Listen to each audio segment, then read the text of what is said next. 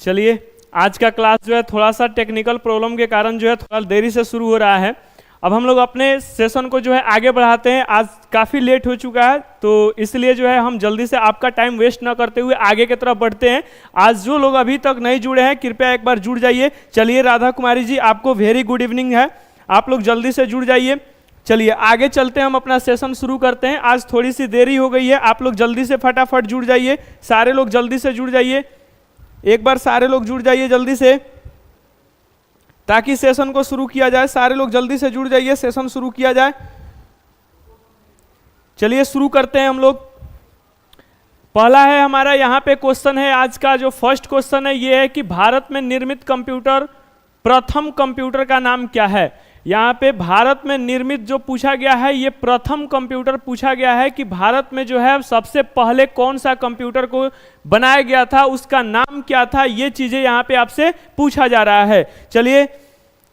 चलिए सबको good evening. चलिए देखते हैं इसका आंसर, ढूंढते हैं कि इसका आंसर क्या है कि भारत में कौन ऐसा कंप्यूटर है जिसको सबसे पहले जो है भारत में क्या किया गया था, बनाया गया था। तो चलिए यहाँ पे देख लेंगे, जो हमारा सबसे पहला क्वेश्चन है इसका आंसर जो होगा, भारत में सबसे पहले जो है यहाँ पे आपको सिद्धार्थ कंप्यूटर है, उसका नाम जो है क्या है, तो इसका नाम है सिद्धार्थ। इसका नाम क्या है, सिद्धार्थ। यानी कि सिद्धार्थ जो है एक कंप्यूटर का नाम है जिसको भारत में सबसे पहले डेवलप किया गया था, सबसे पहले बनाया गया था।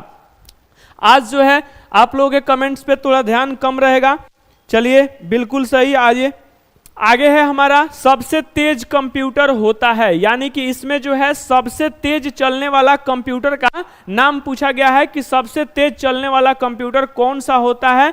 तो यहाँ पे देखेंगे कि सबसे तेज जो चलने वाला कंप्यूटर होता है, तो जो लोग पीछे वाले क्लास को ज्वाइन किए थे उनको ये बात पता होगा। मिनी कंप्यूटर बताया गया था, माइक्रो कंप्यूटर बताया गया था, मेन फ्रेम और सुपर बताया गया था। अब याद कीजिए, इसमें सबसे छोटा वाला किसको बताया गया था, तो सबसे छोटा माइक्रो को बताया गया था, यानी कि ये हो गया 1 नंबर। उसके बाद आपको 2 नंबर बताया गया था मिनी को, 3 नंबर मेन फ्रेम को बताया गया था और 4 नंबर सुपर को बताया गया था। यानी कि अब इसको 1, 2 और 3 और 1, 4 इस तरह से करके आपको बताया गया था। अब यहां पे अब आपको देखना है कि इसमें से सबसे तेज कौन चलता है, ये पूछ रहा है। तो अब आपको याद होगा वहां बताए थे कि जैसे जैसे ये क्या हुआ है, मतलब कि इसके ये माइक्रो हो गया, तो इसके बाद मिनी आया, तो ये इससे फास्ट चलता है। फिर जो है मिनी के बाद आपका मेन फ्रेम, तो ये इससे फास्ट चलता है। और फिर ये आया क्या, सुपर, तो ये इससे फास्ट चलता है। तो अब ये तीनों में मतलब कि चारों जो है इसमें से सबसे फास्ट चलने वाले कंप्यूटर कौन से हो गए, तो सबसे फास्ट जो चलने वाला कंप्यूटर है ये आपका यहाँ पे आंसर जो हो जाएगा, ये हो जाएगा आपका सुपर कंप्यूटर। यानी कि सबसे तेज सबसे फास्ट चलने वाला जो कंप्यूटर है उसका नाम क्या है, सुपर कंप्यूटर है। चलिए अगले क्वेश्चन पे आते हैं कि भारत में निर्मित परम कंप्यूटर किस प्रकार का कंप्यूटर है। यानी कि भारत में जो है एक कंप्यूटर निर्मित किया गया है जिसका नाम है परम। परम जो है वह किस प्रकार का कंप्यूटर है, किस प्रकार का कंप्यूटर है, यह पूछा गया है। चलिए जवाब दे दीजिए एक बार, वेट में है हम।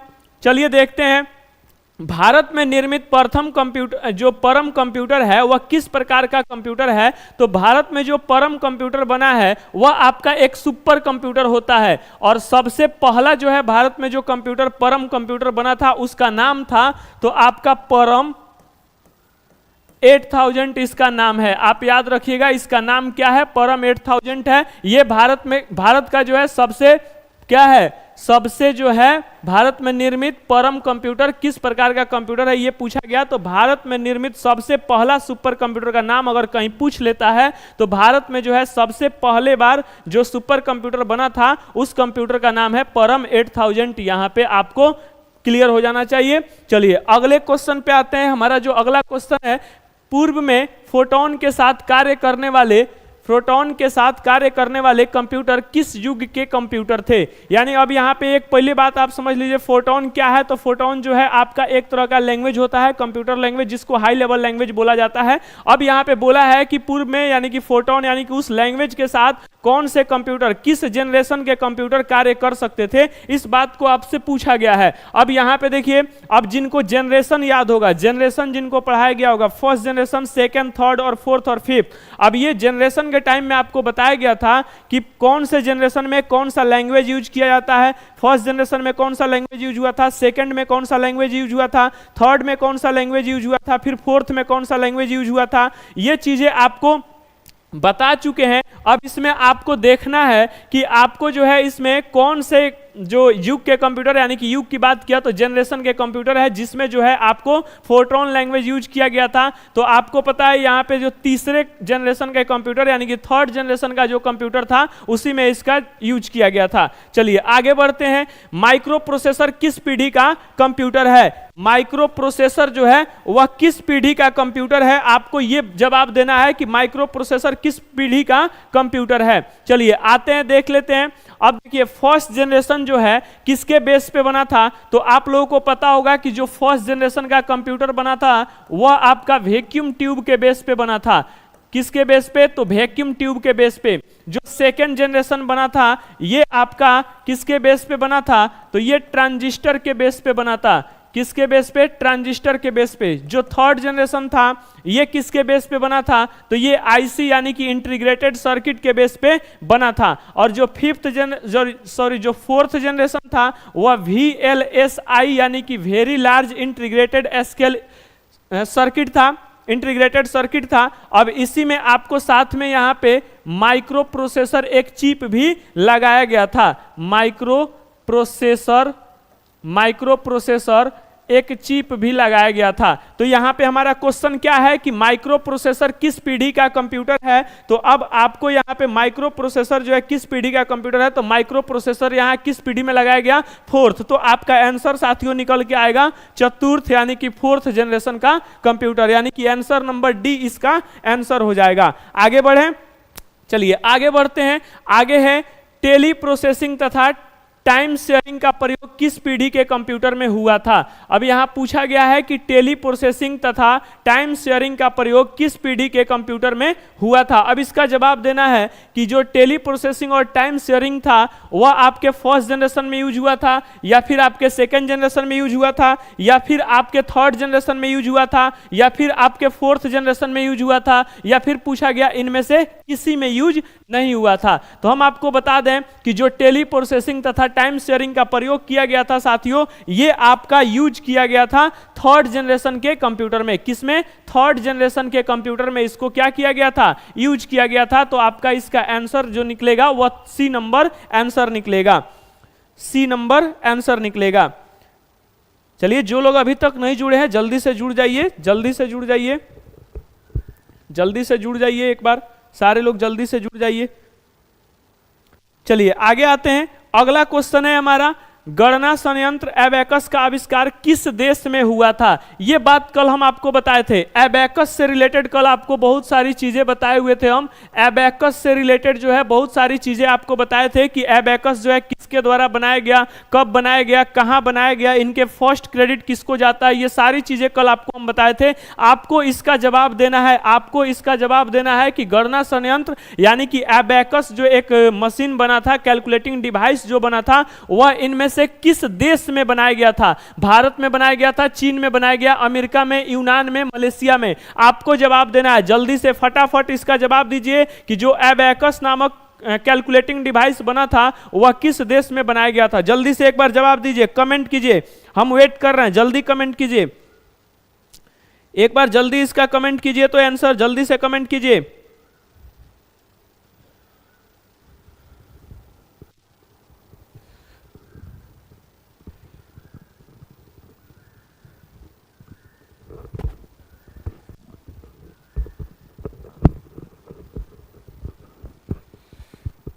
चलिए कमेंट कर लीजिए, सारे लोग कमेंट कर लीजिए।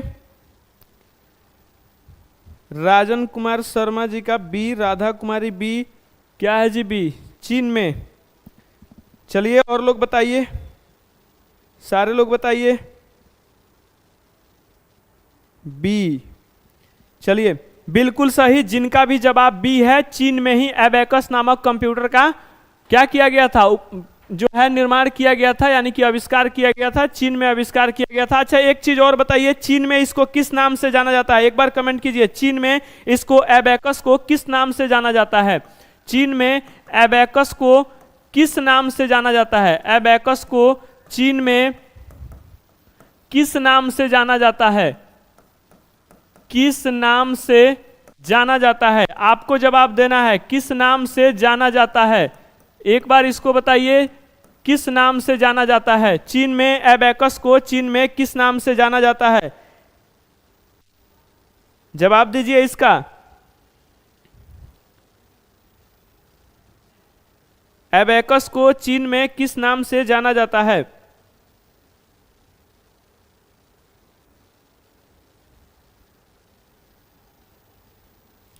स्वान पेन। चलिए, राधा कुमारी जी का जवाब बिल्कुल सही आया है कि एबेकस को जो है चीन में स्वान पेन के नाम से जाना जाता है। बिल्कुल सही, स्वान पेन के नाम से ही उसको चीन में जाना जाता है। चलिए अगले क्वेश्चन पे आते हैं। अगला जो हमारा क्वेश्चन है, प्रथम पीढ़ी के कंप्यूटर में डैश डैश दोष था, यानी कि प्रथम पीढ़ी का जो कंप्यूटर था इसमें दोष क्या है? दोष का मतलब कि उसका एक बैड हैबिट्स बोले कि क्या है, मतलब कि क्यों जो है उसमें एक कमियां क्या है, ये पूछा जा रहा है। तो बात करें, आकार छोटा होता था, आकार बड़ा होता था, ऊष्मा उत्पत्ति नहीं होना, या 2 और 3 आपका दोनों सही है, या फिर इनमें से कोई नहीं। 2 और 3 का मतलब बड़ा आकार का होना या ऊष्मा का उत्पन्न नहीं होना, ये इसका ये दिया हुआ है यहाँ डी नंबर में। तो चलिए बात करते हैं अब कौन कौन से प्रथम जनरेशन यानी कि फर्स्ट जनरेशन के कंप्यूटर कितने लोग पढ़े थे। तो फर्स्ट जनरेशन के कंप्यूटर जितने लोग भी पढ़े होंगे उनको पता होगा कि इसका जो साइज होता था वह काफी बड़ा होता था। आपको बताए थे कि इसका साइज रखने के लिए लगभग 50 बाई 50 फीट एक हॉल की आवश्यकता पड़ती थी, जिसके कारण जो है ये, और एक बात और, इसमें जो है वैक्यूम ट्यूब लगाया गया था, जिसके कारण ऊष्मा अधिक मात्रा में उत्पन्न होती थी। यहां कहा गया है कि उत्पन्न नहीं होती है, लेकिन इसमें वैक्यूम ट्यूब जो लगा था जिसके कारण जो है काफी मात्रा में हीट उत्पन्न होती थी, यानी कि गर्मी उत्पन्न होती थी। तो यहां पे ये क्लियर बिल्कुल गलत है। साइज छोटा था तो ये भी बिल्कुल गलत है। अब यहां पे बचा बड़ा आकार, तो ये बिल्कुल सही है। आंसर जो निकल के आएगा बी नंबर निकल करके आएगा कि ये काफी बड़ा होता है। चलिए आगे आते हैं। तृतीय पीढ़ी के कंप्यूटर के मुख्य घटक, यानी कि तृतीय पीढ़ी का जो कंप्यूटर था उसका बेस क्या था, यह बात आपसे पूछा गया है, बेस क्या है। तो अभी हम बात करें तो फर्स्ट जनरेशन जो हमारा था इसमें क्या लगाया गया था, तो इसमें वैक्यूम ट्यूब लगाया गया था। क्या लगाया गया था? Vacuum tube. जो आपका सेकेंड जनरेशन था इसमें लगाया गया था क्या? इसमें लगाया गया था ट्रांजिस्टर, इसमें लगाया गया था ट्रांजिस्टर। जो आपका थर्ड जनरेशन का कंप्यूटर था, जो आपका थर्ड जनरेशन का कंप्यूटर था इसमें आपको लगाया गया था आईसी। इसमें क्या लगाया गया था? आईसी। जो फोर्थ जनरेशन था VLSI था। और बात कर लें फिर इसके साथ में एक माइक्रो प्रोसेसर भी था, माइक्रो प्रोसेसर भी था। एक क्या था इसके साथ में? इसके साथ में माइक्रो प्रोसेसर भी था, माइक्रो प्रोसेसर भी था। और फिफ्थ में बात करें ULSI बोला गया या AI बोला गया। अब यहाँ पे ये चीजें आपको पढ़ाया गया था, तो यहाँ पूछा क्या है कि तृतीय पीढ़ी में यानी कि थर्ड जनरेशन के कंप्यूटर में, तो IC मतलब इंटीग्रेटेड सर्किट। तो अब खोज लीजिए इंटीग्रेटेड सर्किट इसमें कहाँ है? C number. आंसर जो हो जाएगा इसका C नंबर आंसर हो जाएगा। चलिए अगले क्वेश्चन पे आते हैं। कार्य पद्धति के आधार पर कंप्यूटर के प्रकार यहां पूछा गया है। अब आपको याद है कार्य पद्धति जो बताए थे, वर्क के बेस पे कंप्यूटर को डिवाइड किया गया था, 4 पार्ट में डिवाइड किया गया था। 4 पार्ट, 3 पार्ट, कौन कौन बताइए? 4 या 3? 3 या 4? 3 या 4? तो इसको बांटा गया था 3 पार्ट में, डिजिटल कंप्यूटर और एनालॉग कंप्यूटर और एक हाइब्रिड कंप्यूटर। 3 पार्ट होते हैं, बता दें यहीं पे। एक जो होता है ये होता है डिजिटल कंप्यूटर। क्या होता है? Digital computer. दूसरा जो होता है ये होता है आपका एनालॉग कंप्यूटर। और जो आपका तीसरा होता है साथियों ये होता है हाइब्रिड कंप्यूटर, हाइब्रिड कंप्यूटर। तीनों जो है आपका ये होता है, एक डिजिटल कंप्यूटर, एनालॉग कंप्यूटर और तीसरा हाइब्रिड कंप्यूटर। ये आपके वर्क के आधार पे जो है कंप्यूटर को डिवाइड किया गया है। अब यहाँ पूछा क्या है कि कार्य के पद्धति के आधार पर यानी कि वर्क करने के बेस के आधार पर जो है कंप्यूटर के प्रकार इसमें से कौन कौन है। तो एक दिख गया डिजिटल, यहाँ पे डिजिटल बताए तो एक यहाँ डिजिटल दिख गया। दूसरा क्या दिखा आपको, एनालॉग दिखा, यहाँ एनालॉग बताए हैं। इसमें माइक्रो आ गया, इसमें माइक्रो हम नहीं बताए हैं, माइक्रो यहाँ गलत होगा। मिनी भी इसमें नहीं बताए हैं, मिनी भी यहाँ गलत है। तो रिजल्ट क्या होगा, 1 और 2 दोनों सही। तो ई नंबर में लिखा हुआ है ए तथा 2 दोनों सही है। तो यहाँ पे रिजल्ट क्या होगा, डिजिटल और एनालॉग। क्लियर है। चलिए आगे आते हैं। यहां पे पूछा गया कि डैश डैश सुपर चिप का प्रयोग मिनी कंप्यूटर में लगाने से वह सुपर मिनी कंप्यूटर बन जाता है। यानी कि क्वेश्चन को समझिए कि कोई मिनी कंप्यूटर है, उसमें कितने चिप और लगा दिया जाए कि वह सुपर मिनी कंप्यूटर बन जाएगा। यानी कि जैसे सुपर कंप्यूटर हमारा होता है तो उस सुपर कंप्यूटर सबसे तेज चलने वाला होता है, तो जो मिनी कंप्यूटर होता है उसमें और कितना इसमें से चिप लगा दिया जाए ताकि जो है वह क्या बन जाए, सुपर मिनी कंप्यूटर बन जाएगा। ये आपको बताना है कि कितना और चिप लगा देंगे। चलिए चलिए सारे लोग बता रहे हैं, चलिए बिल्कुल सही। गुड इवनिंग है सबको, गुड इवनिंग है सबको, गुड इवनिंग है। चलिए देखते हैं इसको कि कितने चिप और लगाने हैं। तो यानी कि आपके पास अगर कोई मिनी, जैसे यहाँ पे पूछा गया सुपर चिप का प्रयोग, यानी कि इसमें से कौन से सुपर, कितने और सुपर चिप का प्रयोग कर देंगे तो हमारे मिनी कंप्यूटर के अंदर जो है क्या हो जाएगा, मिनी कंप्यूटर जो है वह सुपर मिनी कंप्यूटर में बदल जाएगा। तो यहाँ पे जो आंसर होकर के आएगा ये हो जाएगा आपका 80,386।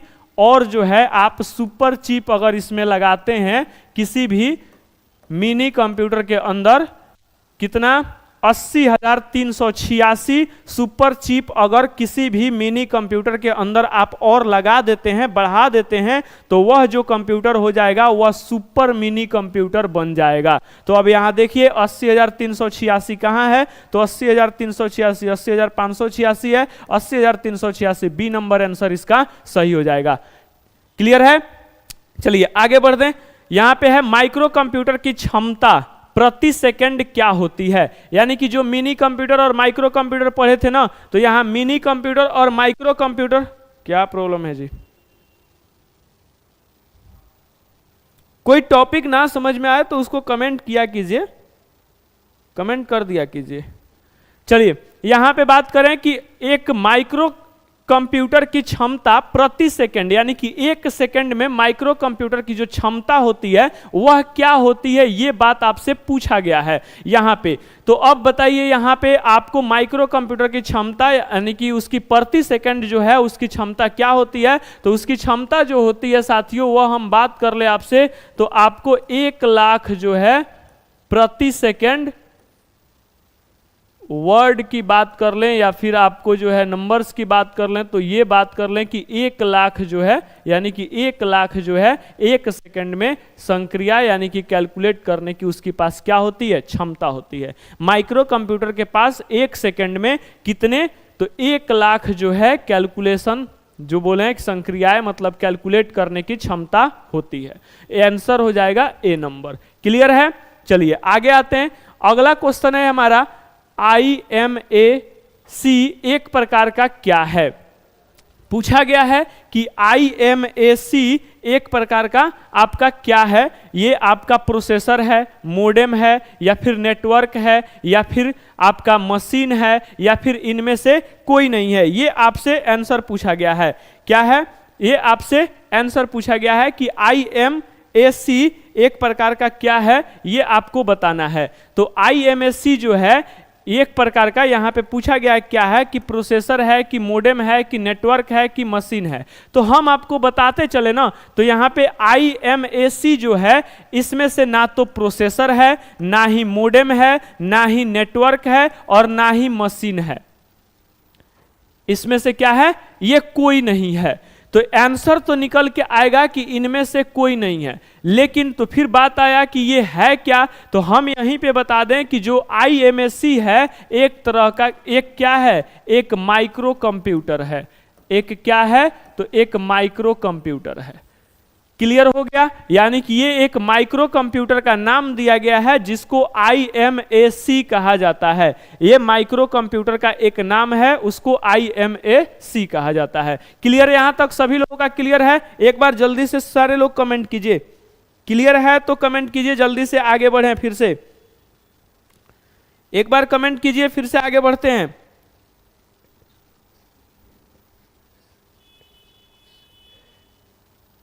चलिए चलिए, सारे लोगों का ठीक है, चलिए ठीक है ठीक है, चलिए आगे बढ़ते हैं।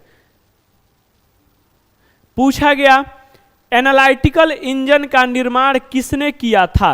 अब आपको ये बात कल बताए थे कि एनालिटिकल इंजन और डिफरेंस इंजन दोनों जो इंजन है ये एक ही वैज्ञानिक के द्वारा जो है क्या किया गया था, निर्माण किया गया था। उस वैज्ञानिक का नाम क्या है, तो उस वैज्ञानिक का नाम है चार्ल्स बेबेज। नाम क्या है, चार्ल्स बेबेज। और एनालिटिकल इंजन जो है बना कब था, ये बात भी आपको हमने कल बताया था कि 1820 ईस्वी में आपको ये बनाया गया था।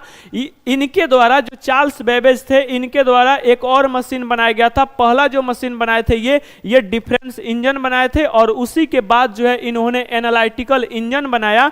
और आपको यह भी बता दें कि फादर ऑफ कंप्यूटर जो है इन्हीं को कहते हैं, चार्ल्स बेबेज को ही बोला जाता है। क्यों बोला जाता है ये भी आपको बात बता दिए थे कि ये चारों बेस दिए हुए थे उस टाइम। मॉडर्न कंप्यूटर का जो बेस होता है इनपुट आउटपुट प्रोसेस और स्टोरेज, ये चारों बेस को उन्होंने उसी टाइम दिया था, जिसके कारण इनको क्या कहा जाता है, फादर ऑफ कंप्यूटर भी बोला जाता है। तो क्वेश्चन था कि एनालिटिकल इंजन का निर्माण किनके द्वारा किया गया था, किसके द्वारा किया गया था, तो चार्ल्स बेबेज के द्वारा किया गया था। साथियों कब किया गया था, तो 1820 ईस्वी में किया गया था। इनको फादर ऑफ कंप्यूटर क्यों कहते हैं, अगर कोई पूछ ले तो इसलिए कहते हैं क्योंकि ये मॉडर्न कंप्यूटर के चारों बेस को उसी टाइम दे दिए थे। अब यहाँ पे ये भी बात किए हुए थे कि इनपुट को उस टाइम हम लोग रीडर कहते थे, यानी कि इनके द्वारा जो मशीन दिया गया था ना, उसमें इनपुट को क्या कहते थे, तो इनपुट को रीडर कहते थे। आउटपुट को क्या कहते थे, तो आउटपुट को प्रिंटर कहते थे। और प्रोसेस को क्या कहते थे, तो प्रोसेस को मिल कहते थे। स्टोरेज को क्या कहते थे, तो स्टोरेज को स्टोर कहते थे। स्टोरेज को स्टोर कहते थे। क्लियर है सबको। चलिए आगे आते हैं। जो हमारा अगला नंबर क्वेश्चन है ये है कि निम्नलिखित में से कौन सी एक कंप्यूटर की मुख्य विशेषता होती है। इनमें से कौन जो है कंप्यूटर की मुख्य विशेषता होती है, ये बात पूछा गया है। तो पहला है फाइल, दूसरा है गेम, दूसरा क्या है, गेम है, तीसरा है गति, चौथा है सीडी और पांचवा है फ्लॉपी डिस्क, उसको भी बोलते हैं फ्लॉपी। अब इसमें से आपको बताना है कि कंप्यूटर की मुख्य विशेषता जो है वह क्या होती है। तो देखिए इसमें से कंप्यूटर की मुख्य विशेषता क्या होती है, उसकी एक गति जो होती है वह उसकी मुख्य विशेषता होती है। क्योंकि गति जो होती है उसकी क्या होती है, फास्ट होती है, हमारे कोई भी कामों को कम समयों में क्या कर देता है, पूरा कर देता है। तो आंसर जो हो जाएगा वह गति हो जाएगा। बात करें अगले क्वेश्चन का कि प्रथम पीढ़ी के कंप्यूटर में मुख्य इलेक्ट्रॉनिक घटक, इसमें से घटक जो है कौन थे। अभी थोड़ी देर पहले बात किए थे, पांचों जनरेशन के कंप्यूटर के बेस जो होते हैं वो सारी बेसों को आपके सामने क्लियर किए थे। अब आपको इसका जवाब देना था ट्रांजिस्टर होता है क्या, बिल्कुल नहीं, ट्रांजिस्टर बिल्कुल नहीं होता है। आपको एक यहाँ पे सर्किट दिया हुआ है, आईसी होता है, इंटीग्रेटेड सर्किट दिया हुआ है, होता है क्या, नहीं होता है। यहाँ बॉल दिया गया है, यानी कि इसी को निर्वात ट्यूब भी बोलते हैं, यानी कि वैक्यूम ट्यूब इसी को बोलते हैं। वैक्यूम को निर्वात दिया है हिंदी में, इसी को क्या कहते हैं, इसी को वैक्यूम कहते हैं। तो वैक्यूम ट्यूब जो है हमारा क्या होता है, प्रथम पीढ़ी का बेस होता है। क्लियर है। चलिए आगे बढ़े। आकार के आधार पर कंप्यूटर के कौन से प्रकार नहीं है। आकार के आधार पर यानी कि साइज के आधार पे इसमें से कौन सा कंप्यूटर का जो है भाग नहीं है, कौन सा कंप्यूटर का प्रकार नहीं है। अब देखिए अभी थोड़ी देर पहले बताए थे आपको कि कंप्यूटर के प्रकार कितने तरह के, आकार के साइज के हिसाब से कौन कौन होते हैं। आपको माइक्रो बताए थे, मिनी बताए थे, मेन फ्रेम बताए थे और सुपर मिनी एगो दिया है। तो इसमें से कौन नहीं है ये पूछा गया कि कौन नहीं है। अब आपको बताना है कि इसमें से कौन नहीं है। तो कौन नहीं है जी, तो यहाँ पे ये सब तो अभी बताए थे ना थोड़ी देर पहले। तो कौन नहीं है इसमें से, तो ऑप्टिकल कंप्यूटर का नाम अभी तक कहीं बताए थे क्या, कभी नहीं बताए थे ना। तो इसका आंसर यही हो जाएगा कि ऑप्टिकल कंप्यूटर जो है वह आकार के आधार पे यानी कि साइज के आधार पे जो कंप्यूटर को डिस्ट्रीब्यूट किया गया, बांटा गया, उसमें जो है आपका ऑप्टिकल कंप्यूटर नहीं आता है। क्लियर है, सारे लोगों का क्लियर है, सारे लोगों का क्लियर। चलिए बिल्कुल, आइए अगले क्वेश्चन पे आते हैं। अंकीय कंप्यूटर गणनाएं, मतलब यहां पे खाली जगह है कि अंकीय कंप्यूटर जो है गणनाएं प्रति सेकंड कर सकती है। प्रति सेकंड जो है कितनी गणना, जो आपका कैलकुलेटिंग कंप्यूटर यानी कि कैलकुलेटिंग डिवाइस होती है वह प्रति सेकंड जो है कितनी गणना को कर सकती है, ये आपका क्वेश्चन है। तो यहाँ पे हजारों दिया हुआ है कि करोड़ों कर सकती है कि सैकड़ों कर सकती है कि गणना ही नहीं कर सकती है कि इनमें से कोई नहीं। क्या जवाब होगा? तो यहाँ पे जवाब होगा कि जो हमारे अंकीय कंप्यूटर होते हैं वह करोड़ों गणनाओं को जो है 1 सेकंड में कर सकती है। क्या होगा साथियों आंसर? तो याद रखिएगा कि जो हमारी अंकीय कंप्यूटर होती है वह करोड़ों गणनाओं को 1 सेकंड में कर सकती है, पूरी कर सकती है, कंप्लीट कर सकती है।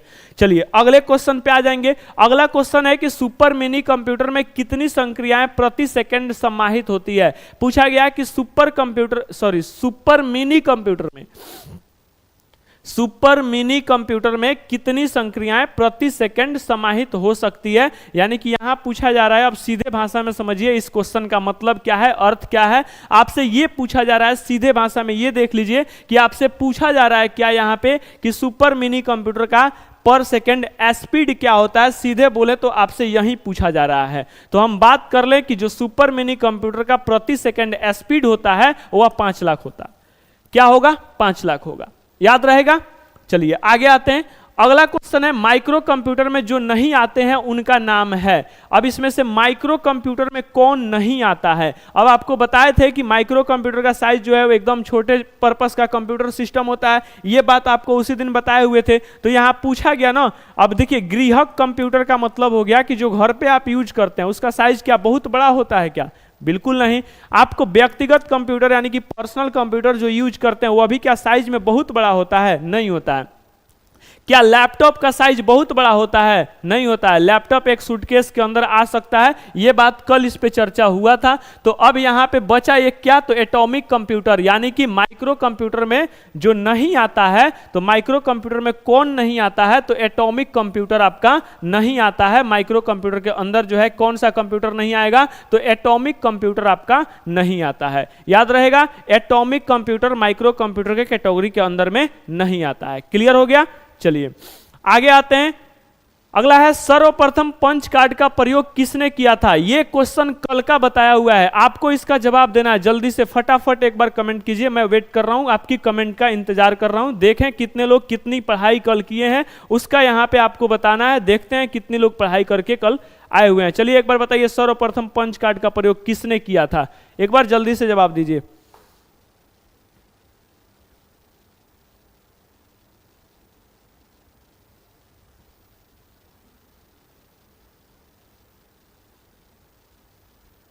चलिए एक बार जवाब कीजिए सारे लोग जल्दी से।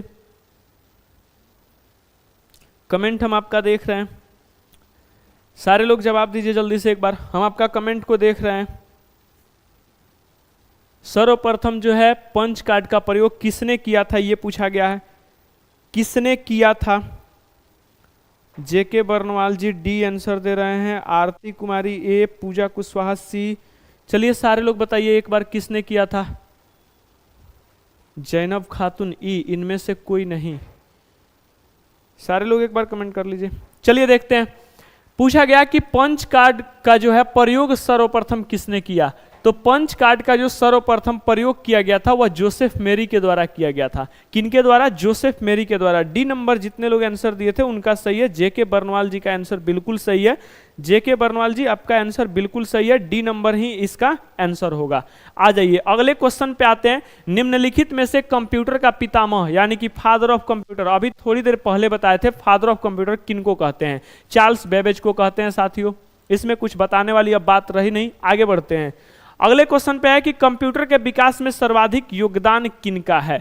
कंप्यूटर के विकास में अगर बोलें कि सबसे ज्यादा जो है सर्वाधिक योगदान अगर पूछा जाए किनका है तो किनका है ये आपको बताना है कि कंप्यूटर के जो है सबसे ज्यादा अगर कोई योगदान दिया है तो किसने दिया है, कौन दिया है। तो जिसे फादर ऑफ कंप्यूटर तो हम लोग बोलते हैं चार्ल्स बेबेज को, बट यहां पूछा गया कि सबसे ज्यादा योगदान किसने दिया है। तो सबसे ज्यादा योगदान जो साथियों दिया है वो वॉन न्यूमैन के द्वारा दिया गया है। वॉन न्यूमैन एक नाम है, एक वैज्ञानिक है, उन्हीं के द्वारा जो है ये दिया गया है। आगे प्रथम अंकीय में ब्लूप्रिंट के विकास में सर्वाधिक योगदान किसका है। यहां पे पूछा गया प्रथम अंकीय कंप्यूटर में जो यानी कि पूछ लीजिए, समझ लीजिए कि जो कंप्यूटर का ब्लूप्रिंट बनता है, जैसे हम लोग घर बनवाते हैं तो घर का नक्शा जो बनवाते हैं ना, तो यहाँ पे पूछा गया कि जो ब्लूप्रिंट बनता है, जो कंप्यूटर का जो ब्लूप्रिंट था जिससे हम लोग नक्शा बनवाते हैं, उसी को क्या कहते हैं? समझ लीजिए ब्लूप्रिंट कहते हैं। जैसे पेपर पे जो नक्शा बनवाते हैं ना घर बनवाते समय, उसी को क्या कहेंगे? समझ लीजिए कि उस घर का क्या है? ब्लूप्रिंट है, कि कहाँ से जो है कितना दरवाजा देना है, क्या करना है, ये सारी चीजें उसमें मार्क किया हुआ रहता है। तो वैसे ही यहाँ पे पूछा गया कि जो आपका अंकीय कंप्यूटर बन रहा था उसका ब्लूप्रिंट जो है कि ब्लूप्रिंट के यानी कि उसकी जो संरचना बनाई गई थी उसमें उसके विकास में जो है सर्वाधिक योगदान इसमें से किसका है? क्या हरमन होलरिथ का था? आपको बताइए, क्या हरमन होलरिथ है, चार्ल्स बेबेज है, या विलियम ब्रूक्स है, या ब्लेज पास्कल यहाँ पे होगा जी, ब्लेज पास्कल। यहाँ पे जो ऑप्शन होगा ये होगा ब्लेज पास्कल। क्या होगा? Blaise Pascal. ऑप्शन होगा आपका ब्लेज पास्कल, ब्लेज पास्कल, या फिर एगो दिया हुआ है इनमें से कोई नहीं। तो अब आपको देखना है कौन है। तो अब यहां देखिए हम आपको बता दें कि जो ब्लूप्रिंट यानी कि जो प्रथम अंकीय गणित जो आपका कैलकुलेटिंग डिवाइस बन रहा था उसका जो संरचना यानी कि जो उसका ब्लूप्रिंट बनाया गया था वह आपके चार्ल्स बेबेज के द्वारा बनाया गया था। आंसर हो जाएगा चार्ल्स बेबेज। अगला क्वेश्चन है कि सर्वप्रथम आधुनिक कंप्यूटर की खोज कब हुई थी? यानी कि सबसे पहले जो अगर बात करें तो जो आपका आधुनिक कंप्यूटर यानी कि मॉडर्न कंप्यूटर जो है उसका खोज कब किया गया था, ये आपका क्या है? क्वेश्चन है कि जो आधुनिक यानी कि मॉडर्न कंप्यूटर जो है उसकी खोज कब किया गया था, ये इसका क्वेश्चन है। तो आपको इसका क्वेश्चन का आंसर बताना है। सीधी सी बात, इसका आंसर हो जाएगा 1946 ईस्वी। ये शायद कल वाले क्लास में बताए थे हम कि इसका जो आंसर होगा वह क्या हो जाएगा, तो 1946 ईस्वी आंसर होगा। आगे आते हैं। अगला क्वेश्चन है इंटीग्रेटेड सर्किट चिप का विकास किसने किया था? यानी कि जो आईसी की बात हम लोग अभी कर रहे थे ना, आईसी की बात किस जनरेशन के कंप्यूटर में लगाया गया था? एक बार फटाफट आप कमेंट कीजिए, एक बार फटाफट आप कमेंट कर लीजिए, तब तक हम इसका आंसर देखते हैं। एक बार इसका कमेंट कीजिए किस जनरेशन में लगाया गया था, कमेंट कीजिए फटाफट। इंटीग्रेटेड सर्किट चिप का विकास किनके द्वारा किया गया था? तो ये एक आपके जेएस किल्वी नाम के एक वैज्ञानिक थे, उन्हीं के द्वारा जो है इसका क्या किया गया था? इसका विकास किया गया था। आप इसका जवाब दीजिए फटाफट कमेंट बॉक्स में, इसको टाइप कीजिए कि आईसी को किस जनरेशन के कंप्यूटर में लगाया गया था। बिल्कुल आरती कुमारी का बिल्कुल सही, 3rd जनरेशन में लगाया गया था, बिल्कुल सही। ये कौन है जी? अभिषेक कुमार जी आंसर बी बता रहे हैं। निर्जू कुमारी 3rd जनरेशन, बिल्कुल सही। चलिए आगे बढ़ते हैं, आप लोग कमेंट करते रहिए, जिनका 3rd जनरेशन आ रहा है वो बिल्कुल सही है। चलिए आते हैं, इंटीग्रेटेड सर्किट चिप आईसी पर किसकी परत होती है? यानी कि जो हमारा आईसी होता है उस पे जो है किसका परत होता है, यानी कि बोले तो वह किस चीजों से मिलके बना होता है, सीधे आपसे पूछा गया है। आईसी जो है किससे बना होता है? तो बात कर ले, आईसी जो है सिलिकॉन का बना होता है। सीधे बात याद रखिए कि आईसी जो बना होता है वह किसका बना होता है? सिलिकॉन का बना होता है। अगले क्वेश्चन पे आ जाए, चुंबकीय डिस्क पर किस पदार्थ का परत पाया जाता है? चुंबकीय डिस्क पर यानी कि मैग्नेटिक डिस्क जो होता है उसके ऊपर अगर बोलें तो किस परत जो आपका पदार्थ का परत होता है? तो यहां आपको बताना है कि आयरन ऑक्साइड होता है, या फिर फास्फोरस पेटाऑक्साइड होता है, या फिर मैग्नीशियम ऑक्साइड होता है, या सोडियम पेरोक्साइड होता है, या इनमें से कोई नहीं। आपको बताना है कि इनमें से क्या इसका आंसर होगा। तो हम बात कर ले कि इसमें जो चुंबकीय डिस्क पर होता है इसमें जो है आपका आयरन ऑक्साइड की परत लगी होती है, आयरन ऑक्साइड इसका आंसर होगा।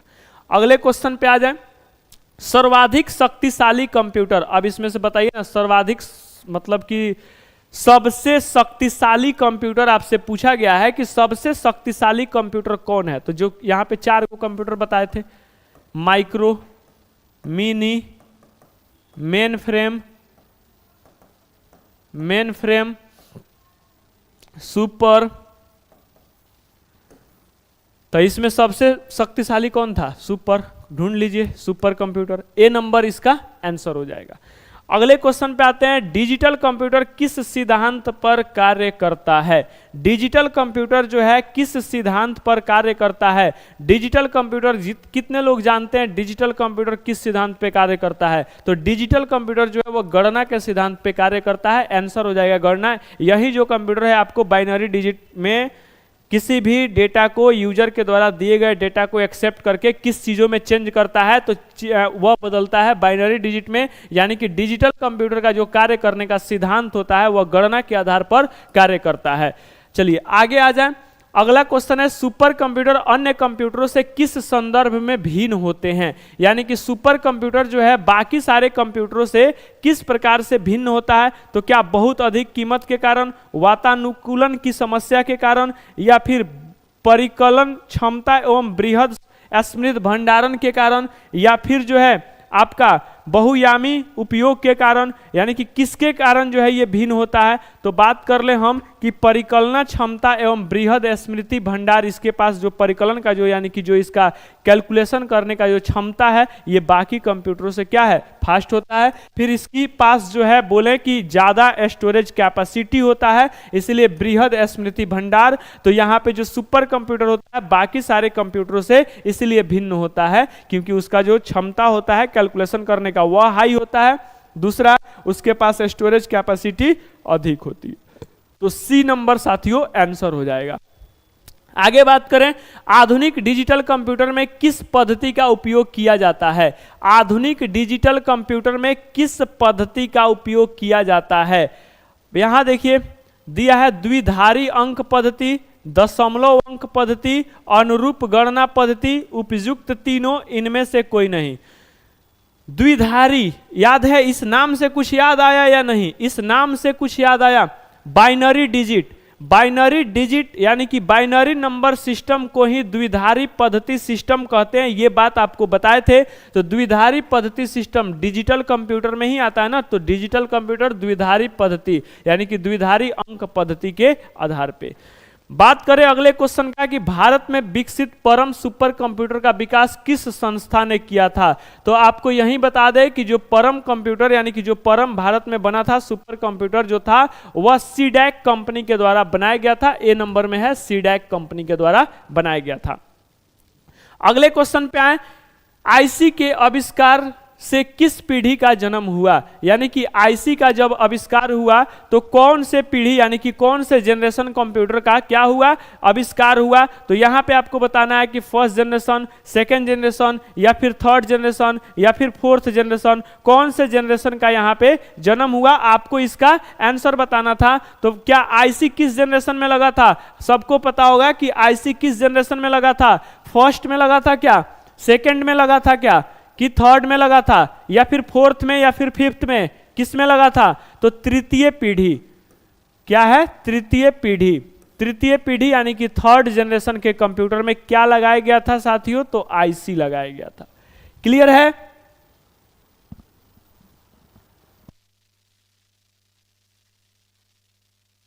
चलिए अगले क्वेश्चन पे आते हैं कि चतुर्थ पीढ़ी का मुख्य अवयव क्या है? चतुर्थ पीढ़ी का जो है मुख्य अवयव क्या है? तो आपको बता दें कि चतुर्थ पीढ़ी का क्या था? तो VLSI था ना, VLSI very large scale integrated circuit. तो यहाँ पे देखिए ट्रांजिस्टर क्या था? नहीं था ना सेकेंड जनरेशन में। एकीकृत परिपथ नहीं। यहाँ पे निर्वात नलिका यानी कि वैक्यूम ट्यूब। बात किया गया किसका? यहाँ पे बात किया गया है वैक्यूम ट्यूब का। किसका? वैक्यूम ट्यूब का। क्या इसका यूज किया गया था क्या? नहीं, बिल्कुल नहीं। ये फर्स्ट जनरेशन। बृहद यानी कि ज्यादा, वेरी मतलब अधिक होता है ना, तो यहां पे वही हो गया। ये आंसर हो जाएगा, बी नंबर आंसर हो जाएगा। एक छोटे सिलिकॉन पिच पर ट्रांजिस्टर आर, यहां पे होगा जी सिलिकॉन चिप होगा, और यहां ट्रांजिस्टर और होगा, और अन्य इलेक्ट्रॉनिक उपकरणों के साथ पूर्ण इलेक्ट्रॉनिक सर्किट को क्या कहते हैं? यह पूछा गया है कि अगर एक छोटे सिलिकॉन का जो है चिप होता है और साथ में ट्रांजिस्टर और अन्य कुछ इलेक्ट्रॉनिक उपकरणों के साथ अगर एक इलेक्ट्रॉनिक सर्किट को बनाया जाए तो उसको हम लोग क्या नाम देते हैं? ये आपसे क्वेश्चन पूछा गया है। तो उसको हम लोग इंटीग्रेटेड सर्किट नाम देते हैं। क्या नाम देते हैं? आईसी इंटीग्रेटेड सर्किट नाम देते हैं। अगला, कौन सा डिवाइस या उपकरण हाथ पकड़ हैंड है, क्या लिख दिया है लोग जी, हैंड हेल्ड ऑपरेटिंग प्रणाली का इस्तेमाल करता है। इसमें पूछा गया कि कौन सा डिवाइस है जो हाथ पकड़ने के लिए या मतलब हैंडलिंग के लिए पूछ रहा है कि मतलब आप उसको आराम से एक जगह से दूसरे जगह या फिर ऑपरेटिंग प्रणाली का इस्तेमाल कर सकते हैं, लेकर के जा वगैरह सकते हैं कहीं। तो इसमें जो आंसर होगा वह आपका पीडीए होगा, पीडीए, जिसको क्या बोलते हैं हम लोग। अगला क्वेश्चन, कोई कंप्यूटर एनालॉग डेटा को पहचानने और समझे, इसके लिए इसे मतलब कि कोई कंप्यूटर जो है एनालॉग डेटा को पहचाने और समझे, उसके लिए उसे कहाँ भेजना पड़ता है, तो इंटरप्रिटेशन के लिए मेन फ्रेम के पास भेजना होता है, सीपीयू के एलयू के द्वारा विश्लेषण किया जाना होगा, या डिकोड किया जाना होगा, या वायरसों के लिए विश्लेषण किया जाना होगा, या डिजिटलाइज किया जाना होगा। इसमें से आंसर क्या होगा, ये आपसे पूछा गया है कि इसका आंसर क्या होगा। तो आंसर होगा कि जब कोई भी अगर कंप्यूटर जो है एनालॉग डेटा होता है तो उसको पहचानने और समझने के लिए सबसे पहले जो है उसको डिकोड किया जाना होता है। क्या किया जाना होता है, डिकोड, यानी कि सी नंबर इसका आंसर होगा कि सबसे पहले उसको डिकोड किया जाता है। चलिए अगले क्वेश्चन पे आ जाएं। सुपर कंप्यूटर, यहां पे पूछा गया कि सुपर कंप्यूटर इसमें से क्या मेन फ्रेम कंप्यूटरों से आकार और प्रोसेसिंग क्षमता में छोटा, ये मेन फ्रेम से छोटा, बिल्कुल नहीं। अधिकांश घरों में आम है, ये भी बिल्कुल नहीं। सुपर कंप्यूटर में हजारों माइक्रो प्रोसेसर होते हैं, चलिए ये तो देख लेंगे। उनकी कंप्यूटिंग क्षमता की कमी के कारण शोधकर्ताओं के द्वारा बिरले किए जाते हैं, क्या ये सही है? क्या लैपटॉप के ही आकार के होते हैं? ये भी गलत है ना। तो इसका आंसर आपको दो यहां देखना है, तो ये पूछ रहा है, ये देख लीजिए, इसी से आप इसका आंसर निकाल सकते हैं कि इसका आंसर क्या होगा, इसमें कौन गलती होगा। अब देखिए ना क्या कह रहा है कि उनकी कंप्यूटिंग क्षमता की कमी के कारण, तो क्या सुपर कंप्यूटर का जो कंप्यूटिंग क्षमता था वह कम था? क्या कम था या ज्यादा था?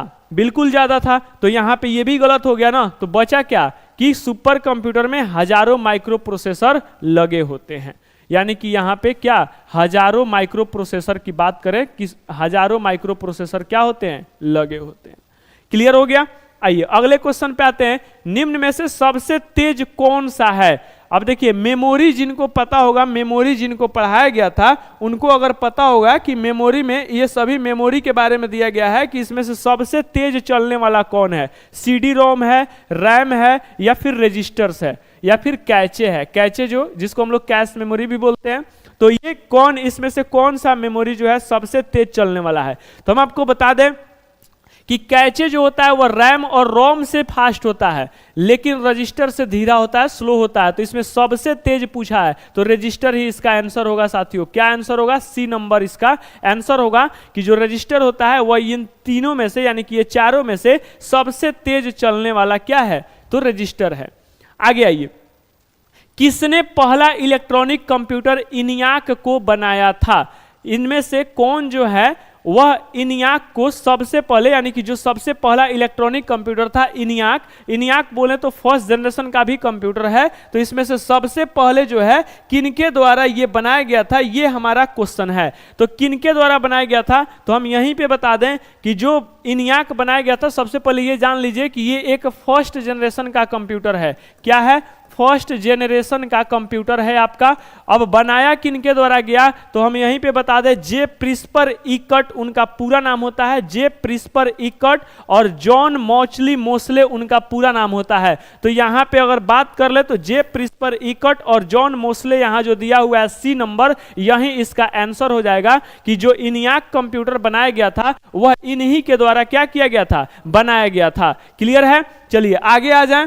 आगे है हमारा, इनमें से कौन सी कंप्यूटर की पहली पीढ़ी है? अब यहां सीधे अभी जस्ट इसके पिछले क्वेश्चन में बता दिए कि इनियाक जो है वह प्रथम जनरेशन यानी कि फर्स्ट जनरेशन का कंप्यूटर था। तो यही बात यहां पूछा गया है कि इनमें से कौन सी कंप्यूटर जो है पहली पीढ़ी के है, यानी कि फर्स्ट जनरेशन की है। तो बात कर ले, इनियाक जो है ये आपका फर्स्ट जनरेशन का कंप्यूटर है। चलिए आगे आ जाए। आगे अगर हम बात करें,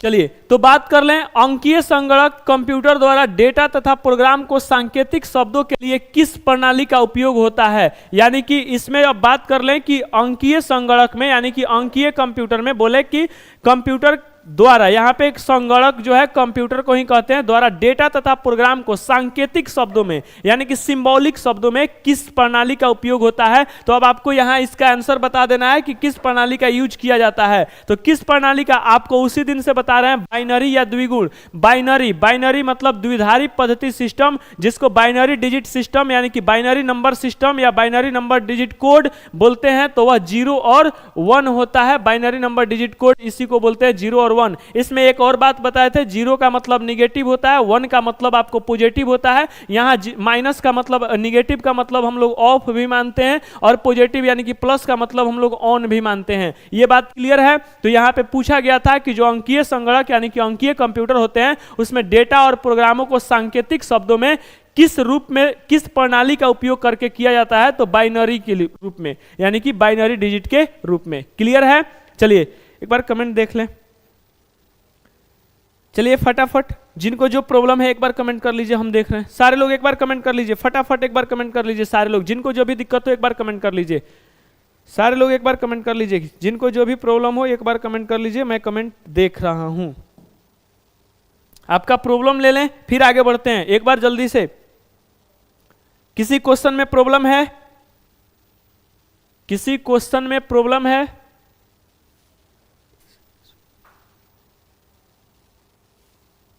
चलिए ठीक है, नहीं है तो बिल्कुल अच्छा। चलिए आगे बढ़ते हैं। आगे है कि विश्व में प्रथम सुपर कंप्यूटर का नाम क्या है। पूरे विश्व में जो है प्रथम सुपर कंप्यूटर का नाम पूछा गया है। तो इसका नाम है साथियों CDC और 6600। क्या है? CDC 6600। अब ये जो है आपका बना कब था? तो ये आपको बता दें कि जो है 1964 ईस्वी में बनाया गया था। कब बनाया गया था? तो 1964 ईस्वी में बनाया गया था। विश्व का प्रथम सुपर कंप्यूटर 1964 ईस्वी में बनाया गया था। इसका नाम है CDC 6600। ए नंबर आंसर है। बनाया कब गया था ये याद रखिएगा, यहां हमने लिख दिया 1964 ईस्वी में इसको बनाया गया था। अगले क्वेश्चन पे आते हैं। अगला क्वेश्चन है, दो प्रकार के आउटपुट डिवाइस इनमें से कौन सा है। अब देखिए आउटपुट डिवाइस उस दिन जिनको बताए थे, आउटपुट डिवाइस वैसा डिवाइस जिसके माध्यम से कंप्यूटर आपको कुछ देने का काम कर रहा हो, उसको आउटपुट डिवाइस कहते हैं। अब इसमें से निकालना है कि दो कोई आउटपुट डिवाइस का नाम इसमें से देख लीजिए कौन है। चलिए, मॉनिटर और प्रिंटर। मॉनिटर क्या करता है? हम जो वर्क करते हैं, जो हमारा रिजल्ट निकलता है उसको हमें दिखाता है, तो मतलब ये आउटपुट डिवाइस हो ही गया। प्रिंटर से क्या होता है? हमारा जो इंफॉर्मेशन तैयार होता है वह क्या होता है? छपता है, प्रिंट होता है। तो ये प्रिंटर बिल्कुल सही है, ए नंबर ही आंसर हो जाएगा। क्लियर है। आगे आते हैं, अगले क्वेश्चन पे आते हैं कि ऑब्जेक्ट की प्रॉपर्टीज में एक्सेस करने के लिए यूज की जाने वाली माउस टेक्निक है। किसी भी ऑब्जेक्ट की प्रॉपर्टीज में अगर एक्सेस करना हो, मान लीजिए कि एक्सेस करना हो अगर किसी भी प्रॉपर्टीज के, किसी भी एप्लीकेशंस के या कुछ भी, जिसे आप देखिए सीधे से बात समझिए, अगर आपको कहीं ओके करना होता है तो आप कौन सा बटन यूज करते हैं? माउस का दो बटन होता है ना, जिसे दो बटन होता है, दो नहीं तीन बटन होता है ना। एक राइट बटन होता है, एक जो है यहां लेफ्ट बटन होता है, और इसको हम लोग स्क्रॉल बटन कहते हैं। क्या कहते हैं? स्क्रॉल बटन कहते हैं। तो अब साथियों यहां पूछा गया है कि किसी भी ऑब्जेक्ट की प्रॉपर्टीज में एक्सेस करने के लिए, एक्सेस करने का मतलब उसके अंदर जाने के लिए यूज की जाने वाली माउस टेक्निक, मतलब कि माउस की कौन सी बटन को यहां यूज किया जाता है। तो क्या लेफ्ट बटन यूज करते हैं? क्या लेफ्ट बटन से तो ओके होता है, यानी कि ऑर्डर वगैरह देने का काम। राइट क्लिकिंग करते हैं साथियों। क्या करते हैं? Right clicking. प्रॉपर्टीज के अंदर जाने के लिए क्या करते हैं? तो राइट क्लिकिंग करते हैं। याद रखिएगा कि किसी भी ऑब्जेक्ट या किसी भी एप्लीकेशन या किसी भी फाइल के प्रॉपर्टीज के अंदर जाने के लिए राइट बटन का यूज करते हैं। क्लियर है। आइए अगले क्वेश्चन पे आते हैं। अगला क्वेश्चन है, डॉट मैट्रिक्स किस उपकरण का किस्म है। अब हम यहीं पे बात कर लें, डॉट मैट्रिक्स की बात करें तो हम, ये प्रिंटर का वैसे प्रकार है, प्रिंटर का प्रकार है। प्रिंटर को बात कर ले यहां पे तो हम दो पार्ट में बांटा गया है। कितने पार्ट में? दो पार्ट में। अब कौन कौन से होते हैं प्रिंटर दो पार्ट में? कौन कौन से? कौन कौन से? इंपैक्ट, नॉन इंपैक्ट,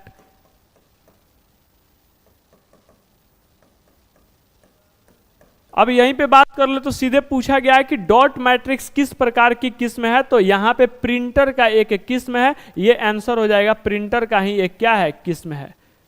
आगे आइए, अगला क्वेश्चन है हमारा, टैब कुंजी का प्रयोग किस लिए किया जाता है। अब यहाँ कीबोर्ड का बात आ गया। अब आपको टैब की बारे में बता लें तो चलिए यहीं पे हम कीबोर्ड के बारे में थोड़ी सी चर्चा कर लेते हैं कि कीबोर्ड में कौन से बटन का क्या काम होता है, यहीं पे एक बार चर्चा कर लेते हैं। तो साथियों हम अगर यहाँ पे बात कर लें तो सबसे पहले अगर हम बात करें तो कीबोर्ड में जो बटन्स होते हैं वो 104 से 106 बटन होते हैं, यहीं पे बात कर ले। तो अब अगर हम बात कर ले यहीं पे कि कीबोर्ड में जो बटन्स होते हैं वह किस किस टाइप्स के बटन होते हैं, तो देखिए यहां पे आप देखेंगे कीबोर्ड के जो सबसे ऊपरी वाला रो होता है, सबसे ऊपर उसमें फंक्शंस की होते हैं, उसमें फंक्शंस कीज होते हैं। अब यहां फंक्शन कीज जो होते हैं, क्या फंक्शन कीज जो होता है, फंक्शन कीज जो होता है ये टोटल 12 होता है। कितना होगा, 12 होगा। इसकी जो ये कहां से कहां तक होता है, तो ये F1 से लेकर के F12 तक होता है। कहां से कहां तक, फंक्शन कीज जो होता है ये 12 होता है, ये F1 से लेके F12 तक होता है। दूसरा इसमें एक और कीज होता है जिसको हम लोग अल्फा न्यूमेरिक कीज बोलते हैं। क्या बोलते हैं, अल्फा न्यूमेरिक कीज बोलते हैं। अब अल्फा न्यूमेरिक कीज की संख्या जो साथियों हम बता दें तो ये 10 होती है। कितनी होती है, 10। अब ये बोल रहे 0 से लेके 9 तक होती है। अब बहुत लोग बोलेंगे कि इसको नंबर कीज भी बोलते हैं, तो बिल्कुल बोलते हैं साथियों नंबर कीज। लेकिन कब इसको नंबर कीज बोलते हैं, जब ये अकेले नंबर हो, जैसे किसी बटन पे 1 लिखा हो, किसी बटन पे 2 लिखा हो, तो बिल्कुल जो है इसको हम लोग नंबर कीज बोलेंगे। लेकिन हम यहाँ बोले अल्फा न्यूमेरिक कीज किसको कहेंगे, तो हम आपको बता दें साथियों अल्फा न्यूमेरिक कीज अगर एक ही बटन पे कोई नंबर भी दिख जाए और साथियों इसी पे कोई सिंबल भी दिख जाए, तो ये इसी कीज को जो है अल्फा न्यूमेरिक कीज कहते हैं, और ये आपके कीबोर्ड में सेकंड नंबर रो पे पाया जाता है। अब अगर हम बात कर लें, एक हो गया यहाँ फंक्शन कीज, दूसरा हो गया अल्फा न्यूमेरिक कीज, ये 12 होता है और ये 10 होता है। अब अल्फा न्यूमेरिक किसको कहेंगे, समझ गए कि वैसा की जिस पे कोई नंबर भी हो, कोई सिंबल भी हो, उसी को अल्फा न्यूमेरिक कीज कहेंगे। तीसरा जो होता है साथियों उसको हम लोग अल्फाबेट कीज कहते हैं। तीसरा जो हमारा होता है वह किस तरह का होता है, तो उसको हम लोग अल्फाबेट कीज कहते हैं, अल्फाबेट कीज कहते हैं। इसकी टोटल संख्या साथियों 26 होती है, जो कि ए से लेकर के जेड तक होता है, ए से लेकर के जेड तक होता है। संख्या जो होती है टोटल 26 होती है। 3 तरह के कीज क्लियर हो गए। फंक्शन कीज F1 से F12 तक 12 होते हैं। अल्फा न्यूमेरिक कीज 0 से लेकर के 9 तक, साथ में उसके कोई सिंबल होना चाहिए, तो वह 10 होता है। और यहाँ पे अल्फाबेट कीज 26 होते हैं, जो कि ए से लेकर के जेड तक होते हैं। अब अगर बात कर ले इसी में कुछ कीज के और बारे में बात कर ले, तो सबसे पहले कुछ मॉडिफायर कीज आते हैं। क्या आते हैं साथियों, तो मॉडिफायर कीज आते हैं। अब मॉडिफायर कीज के अंदर कौन कौन से आते हैं साथियों देख लीजिए। एक आपका कंट्रोल बटन आता है, जो कि आपके कीबोर्ड में 2 जगहों पे पाया जाता है। एक होता है आपके अल्ट बटन आता है साथियों, ये भी आपके कीबोर्ड में 2 जगह पाया जाता है। एक होता है साथियों यहाँ शिफ्ट बटन आता है। एक क्या आता है साथियों, तो एक शिफ्ट बटन आता है, ये भी आपके कीबोर्ड में 2 जगह पाया जाता है। तो ये टोटल हो कितना गए, तो ये टोटल जो है 6 हो गए ना। तो अब आपको बता दें कि मॉडिफायर कीज किसको कहते हैं, अगर कोई पूछे तो आप बता सकते हैं कि कंट्रोल अल्ट और शिफ्ट के ग्रुप को मॉडिफायर कीज कहा जाता है। क्लियर है, कितने जगहों पे होता है, तो कंट्रोल 2 जगहों पे होता है, अल्ट भी 2 जगहों पे होता है और शिफ्ट भी 2 जगहों पे होता है। क्लियर है यहां तक बात। अब आपको यहां 4 तरह के कीज बता चुके। एक था एक था आपका फंक्शन कीज, जो कि 12 होते हैं। अल्फा न्यूमेरिक कीज 10 होते हैं। तीसरा जो आपको बता दिए हम, आपका बता दिए अल्फाबेट कीज, जो कि 26 होते हैं। और बता दिए मॉडिफायर कीज, जो कि यहाँ पे 6 बता दिए। क्लियर हो गया यहां तक। आगे आ जाइए। आगे इसमें एक की आता है साथियों, जैसे यहाँ टैब कुंजी की बात की गई है, तो टैब की उसको हम लोग इंग्लिश में टैब की कहते हैं। अब उसी में की को कुंजी कर दिया है यहाँ पे, तो इसी के बारे में चर्चा हो रहा था, टैब की। अब टैब की के साथ है जब चलिए अब बात निकला ही है तो पूरा कीबोर्ड ही देख लीजिए। क्योंकि अब बात निकला है तो बात को थोड़ी दूर तक लेके चलते हैं। एक था टैब की और दूसरा है यहीं पे इसी के साथ जो है एक और चीज समझ लीजिए जिसको हम लोग स्पेस बार बोलते हैं। क्या बोलते हैं? स्पेस बार बोलते हैं। बात निकला है तो काफी दूर तक जाएगी, देखते चलिए। यहां पे जो है टैब की का काम क्या होता है? टैब की का काम जो है साथियों होता है दो लेटर, यानी कि दो लेटर या फिर जो है दो वर्ड के बीच में स्पेस देने का, मतलब जगह देने का। जैसे आप कॉपी पे लिखते हैं, कोई वर्ड लिखते हैं, जैसे यहां पे मान लीजिए हमने कॉपी पे कुछ लिखा, जैसे मान लीजिए यहां हमने लिखा कंप्यूटर, फिर अगर कोई दूसरा वर्ड लिखना होता है जैसे सीपीयू लिखना होता है तो यहाँ बीच में हम थोड़ा सा क्या दे देते हैं साथियों?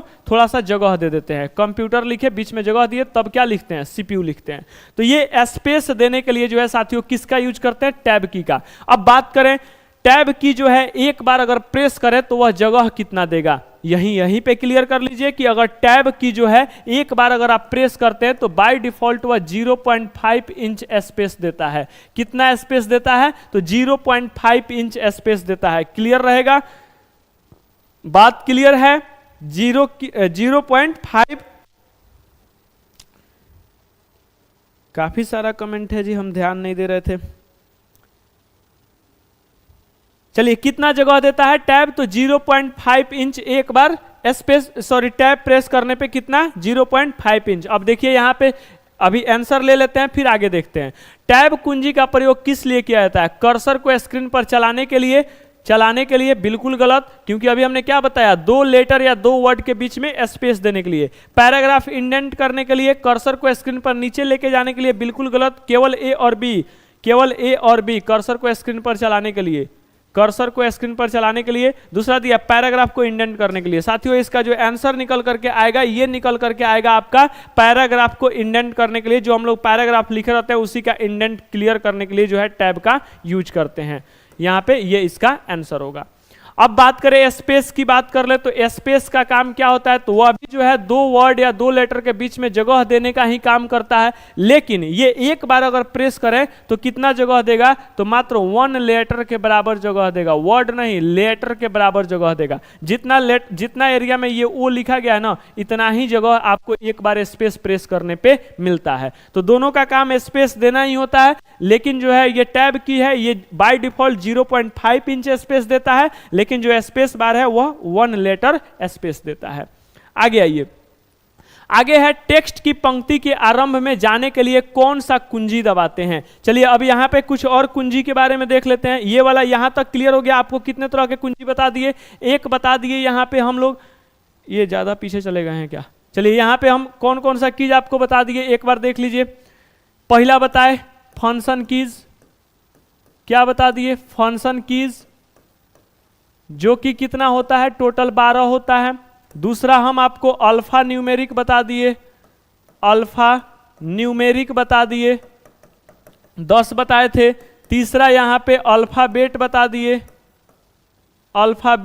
दिए, 26 होता है। चौथा यहां पे आपको मॉडिफायर कीज बता दिए, उसके बाद यहां पे आपको और एक चीज बताए, अभी टैब बता दिए, साथ में स्पेस बता दिए। क्लियर? यहां तक के कीज में कोई दिक्कत? एक बार कमेंट कीजिए, यहां तक के कीज में कोई दिक्कत हो तो एक बार जल्दी से कमेंट कीजिए।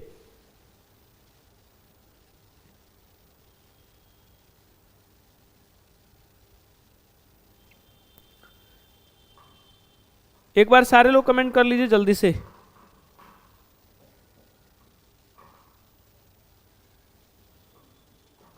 चलिए आते हैं, देखते हैं। अब आगे आते हैं यहां पे कि हमारा अगला जो क्वेश्चन था टेक्स्ट की पंक्ति में आरंभ में जाने के लिए। अब देखिए कुछ और भी कीज होते हैं। एक होता है आपका होम की,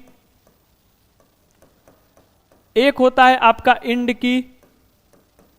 ये दोनों को यहां समझ लीजिए। होम की का काम होता है कि अगर आप कोई भी लाइन लिखें, अगर यहां कर्सर है तो अगर होम की एक बार प्रेस करते हैं तो सीधे ये कर्सर यहां स्टार्टिंग में आ जाता है। और इंड की अगर प्रेस करते हैं, अगर कर्सर यहाँ स्टार्टिंग में है तो ये सीधे कहाँ चला जाता है, लास्ट में आ जाता है। तो पूछा क्या है कि टेक्स्ट की पंक्ति के आरंभ में जाने के लिए कौन सा कुंजी दबाते हैं, मान लीजिए कौन सा की दबाते हैं, कुंजी का मतलब कौन सा की दबाते हैं। तो यहाँ पे कर्सर है, मतलब अगर आपको प्रारंभ में आना है, जैसे यहाँ पे मान लीजिए हमारा कर्सर है, अगर यहाँ पे अगर कर्सर है हमारा, यहाँ से सीधे कहाँ आना है, यहाँ से सीधे यहाँ आना है, अगर प्रारंभ में आना है तो कौन सा कीज, तो अभी बताए होम कीज का यूज करते हैं। देख लीजिए कहाँ है, ए नंबर आंसर हो जाएगा। क्लियर है, चलिए आगे देख लेते हैं, आगे भी कुछ कीज मिलेंगे, देख लेंगे। यहाँ है कि डैश मतलब खाली जगह, और खाली जगह सर्वाधिक सामान्य इनपुट डिवाइस है। इसमें से सबसे मतलब कि आपको इंपॉर्टेंट वाला इनपुट डिवाइस कौन सा दिख रहा है, माइक्रोफोन या प्रिंटर, तो प्रिंटर यहाँ आ गया, तो प्रिंटर यहाँ आउटपुट डिवाइस होता है, नहीं होगा। स्कैनर और मॉनिटर, स्कैनर इनपुट है बट मॉनिटर क्या है, आउटपुट है, ये भी नहीं होगा। डिजिटल, कैमरा, स्पीकर्स, अब यहाँ पे आपको बात करें, स्पीकर्स जो है ये आपका आउटपुट हो गया, यहाँ इनपुट पूछा गया है, बिल्कुल नहीं होगा। यहाँ कीबोर्ड इनपुट होता है, माउस इनपुट होता है, रिजल्ट जो होगा डी नंबर सही हो जाएगा। क्लियर है, आगे आते हैं। कंप्यूटर की समस्त सूचना या आउटपुट देखने के लिए किस डिवाइस का प्रयोग किया जाता है। बात किया गया कि कंप्यूटर का जो हमारा सूचना होता है या हमको अगर आउटपुट देखना होता है कुछ, तो इसमें से कौन से डिवाइस का यूज किया जाता है। तो कौन सा डिवाइस का यूज किया जाता है, तो हम लोग मॉनिटर का यूज करते हैं, देखने के लिए मॉनिटर का यूज करते हैं, मॉनिटर का यूज करते हैं। अगला क्वेश्चन है हमारा यहाँ, निम्नलिखित में से कौन एक प्रकार का माउस है। इसमें से कौन जो है एक प्रकार का माउस है, ये आपको देखना है। निम्नलिखित में से कौन एक प्रकार का माउस है। ऑप्टिकल माउस होता है और मैकेनिकल माउस होता है। यहाँ पे बी नंबर इसका आंसर हो जाएगा कि ऑप्टिकल माउस होता है और मैकेनिकल माउस होता है। आगे देख लेंगे, कीबोर्ड में फंक्शन की संख्या कितनी होती है, फंक्शन की संख्या कितनी होती है। अभी थोड़ी देर पहले बताए हैं कि फंक्शन की संख्या कितनी होती है, 12 होती है। क्लियर है, 12 होती है। आगे देखिए, आगे है कि यहाँ पे फिल इन द ब्लैंक्स में प्रिंटिंग हेड और कागज का संपर्क होता है। कौन सा प्रिंटर है जिसमें एक प्रिंटर हेड लगा होता है और एक पेपर लगा होता है, वह दोनों का आपस में क्या होता है, संपर्क होता है। कौन सा आपका यहाँ प्रिंटर का नाम आपको बताना है कि कौन सा प्रिंटर होता है। तो आपको जो है ये इम्पैक्ट प्रिंटर होता है, जिसमें प्रिंटर हेड और पेपर जो लगा होता है ये दोनों के बीच में आपस में क्या होता है, संपर्क बनता है, तो वह इम्पैक्ट प्रिंटर होता है। अगले क्वेश्चन पे आ जाएं। अगला क्वेश्चन है, किस प्रिंटर द्वारा एक स्ट्रोक में एक अक्षर प्रिंट होता है। मतलब कि किस प्रिंटर के द्वारा जो है एक बार में एक अक्षर का क्या किया जाता है, प्रिंट किया जाता है। ये आपका क्वेश्चन है कि कौन सा प्रिंटर है जो कि एक बार स्ट्रोक, मतलब एक बार अगर ऐसे स्ट्रोक करे तो एक लेटर, एक अक्षर प्रिंट होता है। तो ये डॉट मैट्रिक्स प्रिंटर होता है, जो कि एक बार अगर ऐसे डॉट करे, मतलब कि ऐसे ये टकराता है, तो ये जो है यहाँ पे एक अक्षर को प्रिंट करता है, तो ये डॉट मैट्रिक्स होता है साथियों। क्या होगा, डॉट मैट्रिक्स प्रिंटर आंसर होगा। आगे आए, इनमें से कौन इनपुट डिवाइस नहीं है। थोड़ी देर पहले इनपुट और आउटपुट के बारे में चर्चा हो रहा था, तो यहाँ पूछा गया कि इनमें से कौन सा इनपुट डिवाइस नहीं है। नहीं है पूछा गया है, नहीं है। तो आउटपुट डिवाइस यहाँ दिख रहा है, एगो मॉनिटर आउटपुट होता है ना, तो यही ना इनपुट नहीं है। आंसर क्या हो जाएगा, सी नंबर, मॉनिटर नहीं होता है। आगे देखिए, अगला क्वेश्चन है, कंप्यूटर में कीबोर्ड का क्या काम होता है।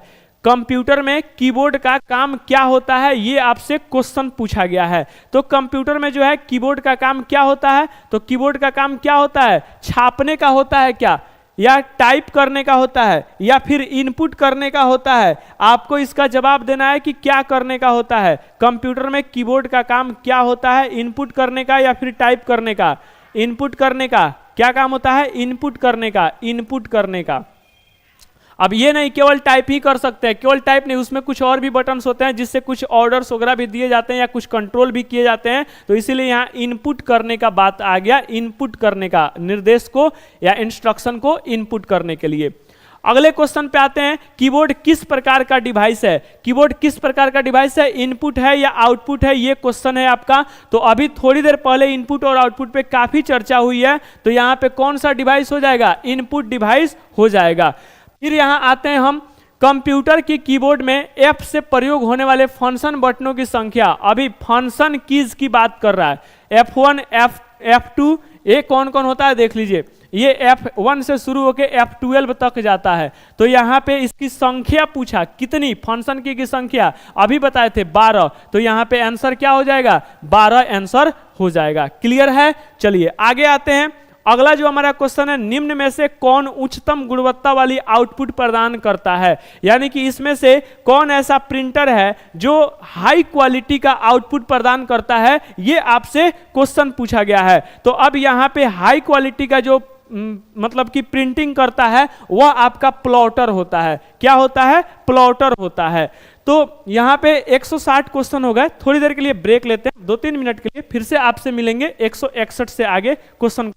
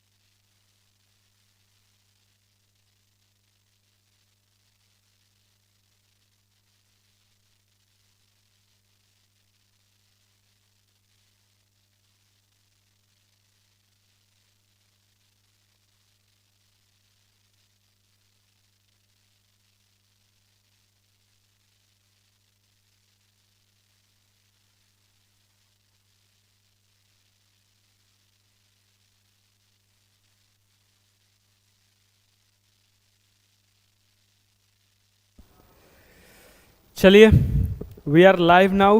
फिर से एक बार सारे लोग थोड़ा कमेंट कर दीजिए, वीडियो और ऑडियो आप लोगों के सामने आ रहा है कि नहीं।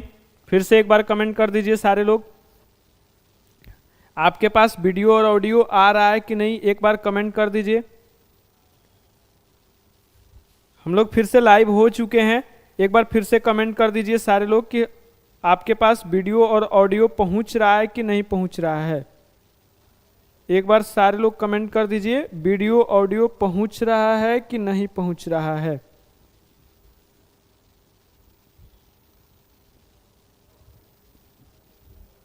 कमेंट कर दीजिए एक बार सारे लोग जल्दी से। सारे लोगों के पास पहुंच रहा है आवाज। चलिए फिर शुरू करते हैं।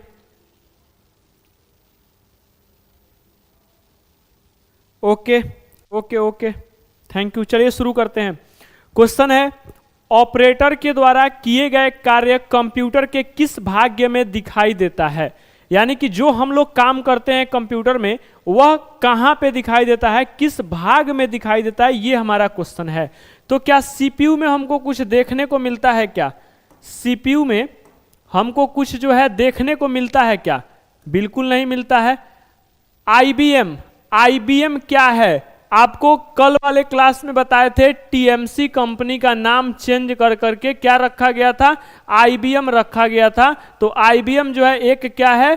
कंपनी का नाम है। किसका नाम है साथियों? कंपनी का नाम है। तो अब यहां पूछा गया कि ऑपरेटर के द्वारा किए गए कार्य कंप्यूटर के किस भाग में दिखाई देते हैं? तो किस भाग में दिखाई देते हैं? तो वीडियो वाले भाग में, यानी कि जो मॉनिटर वाला भाग होता है उसी में दिखाई देता है। आंसर होगा बी नंबर।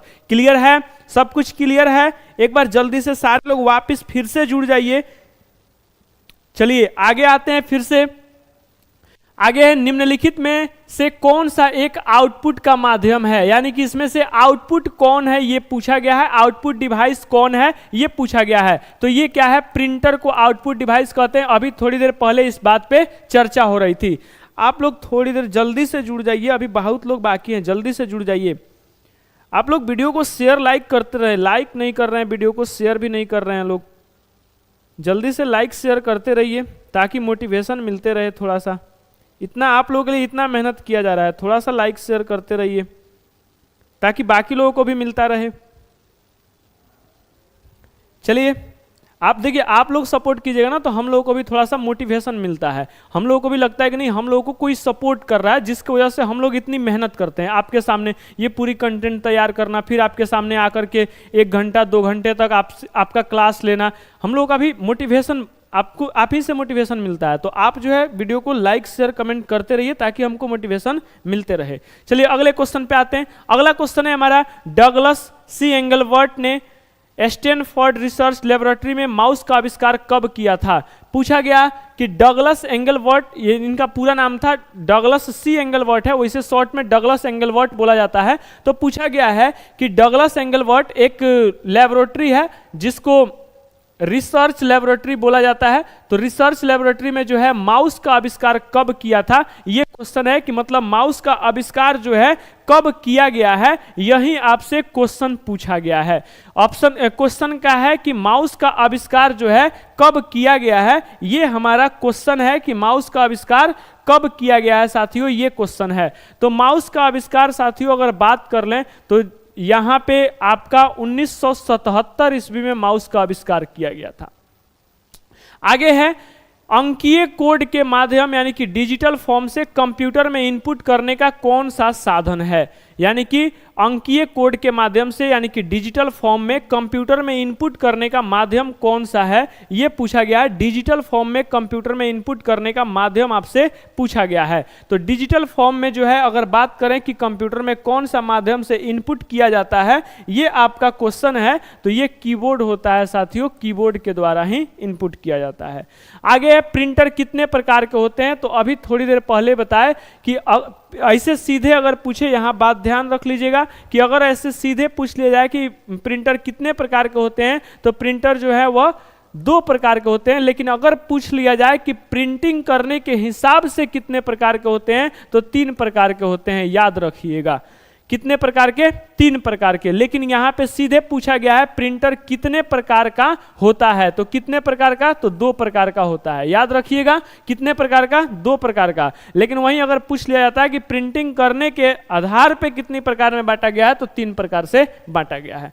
अगला क्वेश्चन है कंप्यूटर से पढ़े जाने वाला अलग अलग लंबाई चौड़ाई की लाइनों वाले कोड को क्या कहते हैं? अच्छा आप देखिए, आप कोई प्रोडक्ट खरीदते हैं, जिससे अब कोई भी प्रोडक्ट आप अगर खरीदते हैं, कोई भी प्रोडक्ट खरीदते हैं तो आप देखे होंगे, जब भी आप कोई प्रोडक्ट खरीदने जाते हैं तो देखे होंगे उस प्रोडक्ट में आप पेन भी, छोटा सा पेन भी खरीदते हैं लोग ना, छोटा सा पेन भी खरीदते हैं तो उस पेन पे देखिएगा इस तरह से कुछ एक आपका लाइनिंग का छोटा सा इस तरह से एक बना होगा, इस तरह से एक बना होगा। तो यहाँ पूछा गया है कि इसको हम लोग क्या कहते हैं, यानी कि अलग अलग लंबाई चौड़ाई की लाइनों वाला एक कोड बना होता है, उसको क्या कहते हैं? तो उसको क्या कहते हैं? बार कोड कहते हैं। आपको नहीं पता? बार कोड कहते हैं। क्या कहते हैं? Bar code. आगे आइए, लाइन प्रिंटर 1 मिनट में कितने चिन्ह छाप सकता है? तो लाइन प्रिंटर जो है 1 मिनट में 200 से 2000 चिन्ह को क्या करता है? सिंबल को छाप सकता है। याद रखिएगा, लाइन प्रिंटर का अगर पूछता है तो 200 से लेकर के 2000 कितना पर मिनट, 1 मिनट में किसी भी चिन्ह या सिंबल को छाप सकता है। आगे देखिए, सबसे ज्यादा काम में आने वाले कैरेक्टर प्रिंटर कौन से होता है?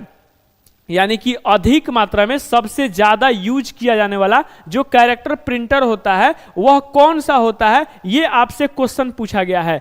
कौन सा होता है? तो आपको यहीं पे बता दें कि जो हमारा सबसे अधिक यानी कि जो सबसे ज्यादा काम में आने वाला कैरेक्टर प्रिंटर होता है वह डॉट मैट्रिक्स होता है। क्या होता है? डॉट मैट्रिक्स होता है। याद रखिएगा, डॉट मैट्रिक्स होता है जो कि सबसे ज्यादा यूज में लाया जाता है। किसके लिए? तो कैरेक्टर प्रिंटिंग करने के लिए।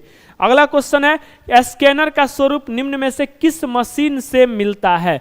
तो स्कैनर अगर देखने के लिए बोले तो जैसे हमारा प्रिंटर होता है ना, ठीक उसी तरह का देखने को होता है स्कैनर। तो यहाँ पूछा गया है कि उसका जो स्वरूप होता है, मतलब उसका जो आकार होता है, किस मशीन से मिलता जुलता होता है? तो किससे मिलता जुलता होता है? तो फोटोकॉपियर यानी कि प्रिंटर से मिलता जुलता होता है।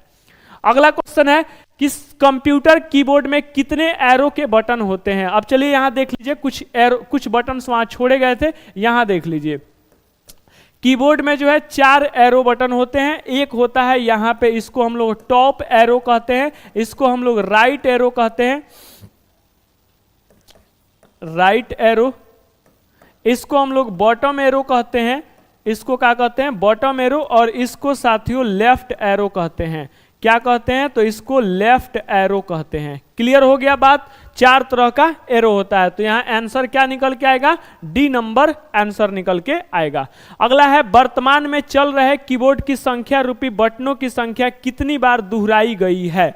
वर्तमान में चल रहे कीबोर्ड की संख्या रूपी बटनों की संख्या कितनी बार दोहराई गई है, ये क्वेश्चन है। माने जो अभी हमारा कीबोर्ड चल रहा है, प्रेजेंट में जो हम लोग कीबोर्ड यूज कर रहे हैं, उसमें पूछा गया है कि संख्या रूपी बटन, संख्या रूपी बटन का मतलब 0 से लेकर के 9 तक वाला बटन की संख्या कितनी बार दोहराई गई है, यह बात पूछा गया है कि कितनी बार दोहराई गई है। कितनी बार मतलब उसको रखा गया। तो अभी आपको बताए थे नंबर कीज 0 से लेकर 9 तक। तो एक बार इस कीज को अल्फा न्यूमेरिक बोलते हैं। क्या बोलते हैं? अल्फा न्यूमेरिक बोलते हैं। अल्फा न्यूमेरिक कीज बोलते हैं। कब? जब इसके साथ में क्या रहता है? कोई सिंबल भी रहता है तब। कब? जब सिंबल भी रहता है तब। और एक बार सीधे कीबोर्ड के राइट साइड में 0 से लेकर 9 तक के और एक नंबर होते हैं, एक से आपका सेक्शन होता है। तो ये कितनी जगहों पे दोहराया जाता है? 2 जगहों पे, एक जगह यहां और एक जगह यहां। आंसर होगा 2 जगह। क्लियर है? चलिए अगला क्वेश्चन है कंप्यूटर में माउस के नीचे रखी स्लेट के आकार की वस्तु को क्या कहते हैं?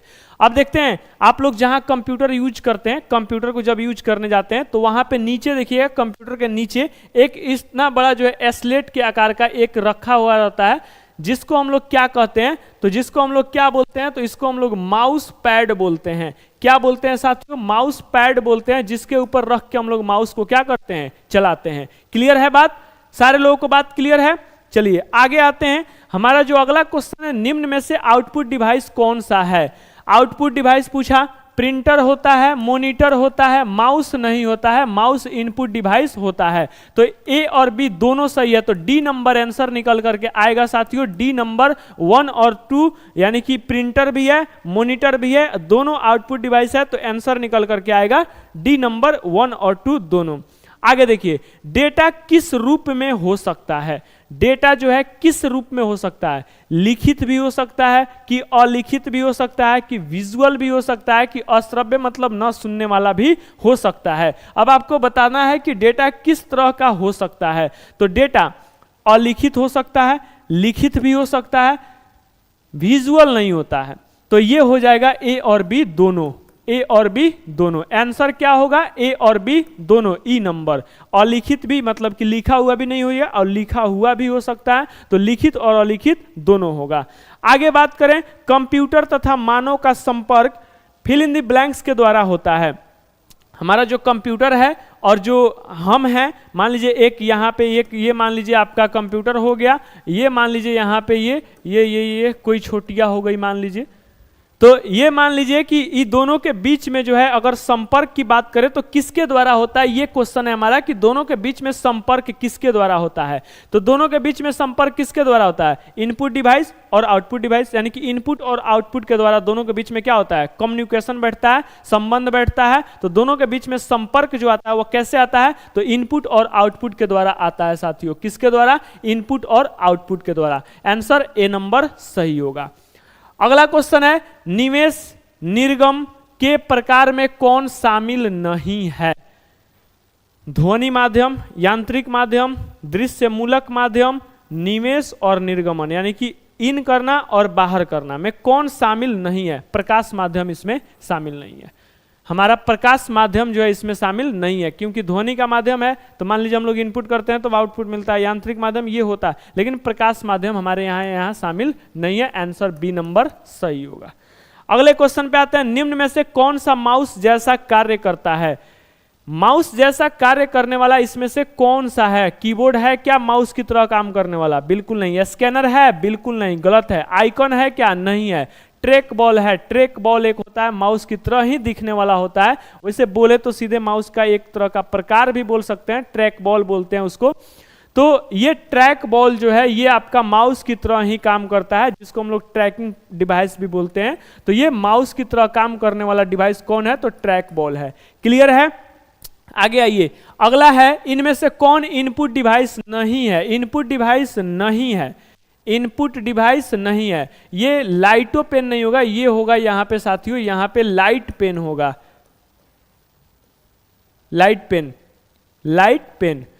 तो माउस इनपुट डिवाइस होता है, कीबोर्ड इनपुट डिवाइस होता है, वीडियो जिसमें हम लोग देखते हैं आउटपुट है कि इनपुट? आउटपुट है। तो यही आंसर मिल गया, आगे जाने का जरूरत नहीं है, यही सी नंबर आंसर हो गया, वीडियो। चलिए अगले क्वेश्चन पे आते हैं। अगला क्वेश्चन है, माउस का कौन सा बटन सामान्यतः ओके के लिए उपयोग किया था? अभी थोड़ा देर पहले माउस पढ़ा रहे थे, पता ना कितने नंबर क्वेश्चन पे थे लोग, तो बताए थे वहां ओके करने के लिए कौन सा बटन दबाते हैं? हमेशा बायां बटन दबाते हैं, लेफ्ट बटन दबाते हैं साथियों। आंसर ए नंबर हो जाएगा। अगला क्वेश्चन है, सर्वाधिक तेज गति का प्रिंटर, यानी कि सबसे तेज चलने वाला इसमें से प्रिंटर कौन सा है? ये आपका क्वेश्चन है कि सबसे तेज कौन सा प्रिंटर चलता है। तो बात कर ले, इसमें सबसे तेज चलने वाला जो प्रिंटर होता है उसको लेजर प्रिंटर कहते हैं साथियों। क्या नाम है? लेजर प्रिंटर नाम है उसका, लेजर प्रिंटर होता है जो सबसे फास्ट चलने वाला कंप्यूटर होता है, सॉरी प्रिंटर होता है। आगे बात कर लें, एलसीडी का पूरा नाम क्या होता है? एलसीडी का पूरा नाम होता है लिक्विड क्रिस्टल डिस्प्ले। खोजिए किसमें है? Liquid crystal display, liquid crystal display खोजते हैं। लीड क्रिस्टल डिवाइस गलत है, लाइट सेंट्रल डिवाइस गलत है, लिक्विड क्रिस्टल डिस्प्ले, फिर यहां भी है लिक्विड क्रिस्टल डिस्प्ले। साथियों ये सी और डी दोनों नंबर आंसर यहां पे सही है, दोनों नंबर आंसर साथियों सही है। ये गलती से मिसप्रिंट हुआ है, यहाँ पे लिक्विड क्रिस्टल डिस्प्ले दो जगह लिख दिया गया है, तो आंसर जो होगा लिक्विड क्रिस्टल डिस्प्ले ही होगा, लेकिन दो जगहों पे लिख दिया गया है, इसलिए ये सी और डी दोनों इसका आंसर होगा। क्लियर है? एक बार क्लियर है, एक बार देख लें आप लोगों की तरफ। क्लियर है सारे लोगों का? सारे लोगों का क्लियर है? चलिए बिल्कुल, चलिए आगे बढ़ते हैं, आगे बढ़ते हैं। बिल्कुल आरती कुमारी बिल्कुल सही है, सी और डी दोनों होगा, बिल्कुल सही। आरती कुमारी बिल्कुल सही। आगे आइए, कंप्यूटर सिस्टम में फिल इन द ब्लैंक्स के माध्यम से टेक्स्ट और न्यूमेरिक डेटा प्रवेश कराने की पद्धति सर्वाधिक सामान्य पद्धति है। पूछा गया आपसे कि कंप्यूटर सिस्टम में किसके द्वारा जो है टेक्स्ट और न्यूमेरिकल डेटा प्रवेश कराया जा सकता है। किसके द्वारा? किसके द्वारा? कीबोर्ड के द्वारा। बिल्कुल सही है, टेक्स्ट भी डाल सकते हैं और न्यूमेरिकल डेटा यानी कि नंबर वगैरह भी डाल सकते हैं। अगला क्वेश्चन है, आउटपुट डिवाइसेज निम्नलिखित संभव बनाते हैं। आउटपुट डिवाइस जो है किसके लिए हमको, मतलब कि आउटपुट डिवाइस का यूज समझ लीजिए किसके लिए किया जाता है। डेटा देखना या प्रिंट करना, डेटा स्कैन करना। क्या डेटा स्कैन करने का? स्कैन करने का मतलब हो गया वो अंदर भेजेगा, कंप्यूटर के अंदर भेजेगा। डेटा भेजना नहीं, डेटा इनपुट करना बिल्कुल नहीं। डेटा देखना या प्रिंट करना। क्या होगा आंसर साथियों? डेटा देखना या प्रिंट करना। अगले क्वेश्चन पे आए। अगला क्वेश्चन है, डॉक्यूमेंट की हार्ड कॉपी की जाती है। डॉक्यूमेंट की जो हार्ड कॉपी, अब यहां देख लीजिए हार्ड कॉपी और सॉफ्ट कॉपी क्या होती है, बात कर ले यहीं पे। एक होता है हार्ड कॉपी और दूसरा होता है साथियों यहां सॉफ्ट कॉपी। एक हार्ड कॉपी और दूसरा सॉफ्ट कॉपी। अब हार्ड कॉपी क्या हो गया कि जो आपको इंफॉर्मेशन मिला, जो रिजल्ट मिला, उसको अगर आप पेपर पे प्रिंट कर लेते हैं तो वह हार्ड कॉपी, और जो पेपर पे प्रिंट नहीं करते हैं उसी में देख लेते हैं वह आपका सॉफ्ट कॉपी। तो यहां पूछा गया कि डॉक्यूमेंट की हार्ड कॉपी की जाती है, तो हार्ड कॉपी ये हो गया। तो प्रिंटर से प्रिंट करने का बताया तो प्रिंटर पर प्रिंट करना, ए नंबर आंसर सही होगा। क्लियर है? बात क्लियर है? चलिए आगे आते हैं। अगला है, निम्नलिखित में से किस समूह में केवल इनपुट डिवाइस होते हैं? इनपुट डिवाइस होते हैं, इनपुट डिवाइस है इसमें से, निम्नलिखित में से किस समूह में केवल इनपुट डिवाइस है? तो देखिए इनपुट डिवाइस है माउस, कीबोर्ड, मॉनिटर। माउस है इनपुट, कीबोर्ड भी इनपुट है, लेकिन मॉनिटर यहां इनपुट नहीं है, नहीं है, ये गलत है। माउस, कीबोर्ड, प्रिंटर, माउस भी है, कीबोर्ड भी है, बट यहां प्रिंटर जो है ये आउटपुट डिवाइस है, ये भी गलत। माउस है इनपुट, कीबोर्ड भी है, लेकिन प्लॉटर आउटपुट डिवाइस प्रिंटर का एक प्रकार है, ये भी गलत। माउस, कीबोर्ड, स्कैनर तीनों सही है, बिल्कुल डी नंबर आंसर साथियों इसका सही हो जाएगा, डी नंबर आंसर सही हो जाएगा। अगला क्वेश्चन है, निम्नलिखित में से किस समूह में केवल आउटपुट डिवाइस है? अब आउटपुट डिवाइस खोजना है। स्कैनर, स्कैनर क्या है साथियों? इनपुट है। प्रिंटर आउटपुट है। मॉनिटर आउटपुट है। खोजना क्या है? आउटपुट। तो एक यहां मिल गया इनपुट, मतलब ये गलत है। अगला, keyboard, printer, monitor. Keyboard input है, प्रिंटर आउटपुट है, मॉनिटर आउटपुट है। आउटपुट पूछ रहा है लेकिन कीबोर्ड इनपुट आ गया है, बिल्कुल गलत है। अगला, माउस, यहीं पे इनपुट मिल गया, खोजना आउटपुट है, गलत है। प्लॉटर, प्रिंटर, मॉनिटर ये सही है, डी नंबर साथियों इसका आंसर सही होगा कि प्लॉटर, प्रिंटर और मॉनिटर सारे क्या हैं? आउटपुट डिवाइस हैं। अगले क्वेश्चन पे आते हैं, कंप्यूटर के मेमोरी में डाला गया इंटर कोई आंकड़ा या निर्देश को डैश डैश माना जाता है। मतलब कि पूछा गया कि कंप्यूटर के मेमोरी में डाला गया यानी कि इंटर किया गया कोई आंकड़ा यानी कि कोई डेटा या निर्देश यानी कि इंस्ट्रक्शन को क्या माना जाता है? क्या माना जाता है ये यहां पूछा गया है कि क्या माना जाता है उसको। तो इसका आंसर जो हो जाएगा साथियों, इसका आंसर हो जाएगा कि इनपुट माना जाता है। क्या माना जाता है? तो इनपुट माना जाता है उसको क्या माना जाता है? इनपुट। अगले क्वेश्चन पे आ जाएं कि कंप्यूटर के मेमोरी में डाले गए कार्य को प्रदर्शित करता है। कंप्यूटर के मेमोरी में डाले गए कार्य को प्रदर्शित करता है कौन? रैम प्रदर्शित करता है, प्रिंटर प्रदर्शित करता है, रोम करता है या फिर मॉनिटर करता है? तो साथियों यहां पे इसका जो आंसर निकल करके आ जाएगा ये हो जाएगा मॉनिटर। क्या हो जाएगा? अब हमको दिखाने का काम कौन करता है? मॉनिटर करता है, तो इसका आंसर भी क्या हो जाएगा? मॉनिटर हो जाएगा। अगला क्वेश्चन है, नंबर पैड डायरेक्शनल एरो के रूप में कार्य कराने के लिए आप कौन सा की दबाते हैं? चलिए अब यहाँ पे एक और कीबोर्ड का सेक्शन आ गया, देख लीजिए। अभी बताया कि कीबोर्ड में राइट साइड में इधर भी कुछ नंबर कीज होते हैं 0 से लेकर 9 तक। अब आपको यहाँ देखना है, एक यहाँ पे ऊपर जो होता है साथियों एक नंबर लॉक बटन होता है, जिस नंबर लॉक बटन होता है। अब देखिए इसका काम, यहाँ पे कुछ बटन है जिसमें एरो बना होता है। जैसे यहाँ पे अगर हम बात कर ले साथियों 4, इधर 6, इधर 8 और इधर 2, इस पे डाउन एरो बना होता है, इस पे राइट एरो बना होता है, इस पे अप एरो बना होता है, इस पे लेफ्ट एरो बना होता है।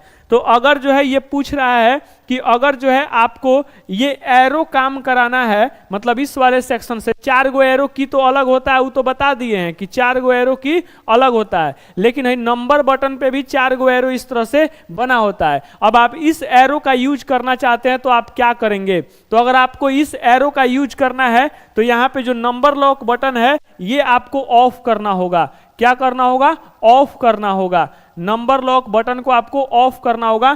तब अगर आप 8 प्रेस करेंगे तो आपका कर्सर जो है वो टॉप एरो पे काम करना शुरू कर देगा। 8 नहीं आके टॉप एरो की तरह काम करेगा। 2 दबाएंगे तो डाउन एरो की तरह काम करेगा, 6 दबाएंगे तो राइट एरो की तरह काम करेगा, और 4 दबाएंगे तो लेफ्ट एरो की तरह। और जैसे ही नंबर लॉक को आप ऑन कर देंगे, ऑन करते ही वह फिर से नंबर काम करने लगा। 4 प्रेस करेंगे तो 4 आएगा, 8 प्रेस करेंगे तो 8 आएगा। क्लियर है? बात क्लियर? चलिए अगला क्वेश्चन पे आते हैं। स्कैनर स्कैन करता है। स्कैनर किसको स्कैन करता है? पिक्चर्स को, टेक्स्ट को, या फिर पिक्चर और टेक्स्ट दोनों को करता है साथियों। सी नंबर आंसर होगा। अगला क्वेश्चन है कि खाली जगह है कि इनमें से किससे गेम खेलना आसान हो जाता है? गेम खेलने के लिए इसमें से कौन सबसे आसान होता है? कौन सबसे आसान डिवाइस है जिससे गेम खेला जाता है? जॉयस्टिक होता है साथियों। आप जॉयस्टिक होता है कैसे ये देख लीजिए। यहाँ पे साथियों ये इस तरह से आपका जॉयस्टिक पाया जाता है। इस तरह से जॉयस्टिक होता है जिसमें वर्टिकल बटन 2 लगे होते हैं। आगे देखिए अगला क्वेश्चन है, सॉफ्ट कॉपी एक आउटपुट है तो हार्ड कॉपी क्या है? पूछा गया। जिसे अभी थोड़ी देर पहले बताए थे कि जो हमारा रिजल्ट मिलता है ये 2 तरह से मिलता है साथियों। एक हम बताए थे कि एक हमारा जो होता है ये सॉफ्ट कॉपी होता है, और दूसरा जो साथियों हमारा होता है ये हार्ड कॉपी होता है। क्या होता है? हार्ड कॉपी होता है। तो यहां पे बात भी पूछा गया कि सॉफ्ट कॉपी एक आउटपुट है तो हार्ड कॉपी क्या है? यानी कि अगर सॉफ्ट कॉपी आपको आउटपुट मान लिए तो हार्ड कॉपी को आप क्या मानेंगे? तो कंप्यूटर का एक भौतिक पुर्जा मानेंगे, कंप्यूटर के प्रिंटेड पुर्जे मानेंगे, प्रिंटेड आउटपुट मानेंगे, या भौतिक आउटपुट डिवाइस मानेंगे, या इनमें से कोई नहीं। तो अभी थोड़ी देर पहले बताए थे कि हार्ड कॉपी कहते किसको हैं? तो प्रिंटर के द्वारा जो प्रिंट कर दिया जाता है पेपर पे उसी को हार्ड कॉपी कहते हैं। तो यहां मिला क्या? Printed output. यानी कि अगर आपका सॉफ्ट कॉपी एक तरह का आउटपुट है तो जो आपका हार्ड कॉपी है वह क्या होता है? तो प्रिंटेड आउटपुट होता है। सी नंबर साथियों आंसर होगा इसका। सी नंबर आंसर होगा। क्लियर? चलिए आगे आते हैं। अगला क्वेश्चन है, कंट्रोल शिफ्ट और ऑल्ट को डैश डैश कुंजी कहते हैं। यानी कि अभी थोड़ी देर पहले कीबोर्ड पढ़ाते समय आपको बताए थे कि जो कंट्रोल की होता है, ऑल्ट की होता है और शिफ्ट की होता है, इसके समूह को क्या कहा जाता है? तो आपको बताना है इसका आंसर कि इसके समूह को क्या कहा जाता है। आप जल्दी से इसका कमेंट कीजिए, इसके समूह को क्या कहा जाता है। हम कमेंट देख रहे हैं, जल्दी से एक बार कमेंट कीजिए सारे लोग। जल्दी से एक बार कमेंट कर लीजिए, एक बार कमेंट कर लीजिए सारे लोग, फटाफट एक बार कमेंट कर लीजिए।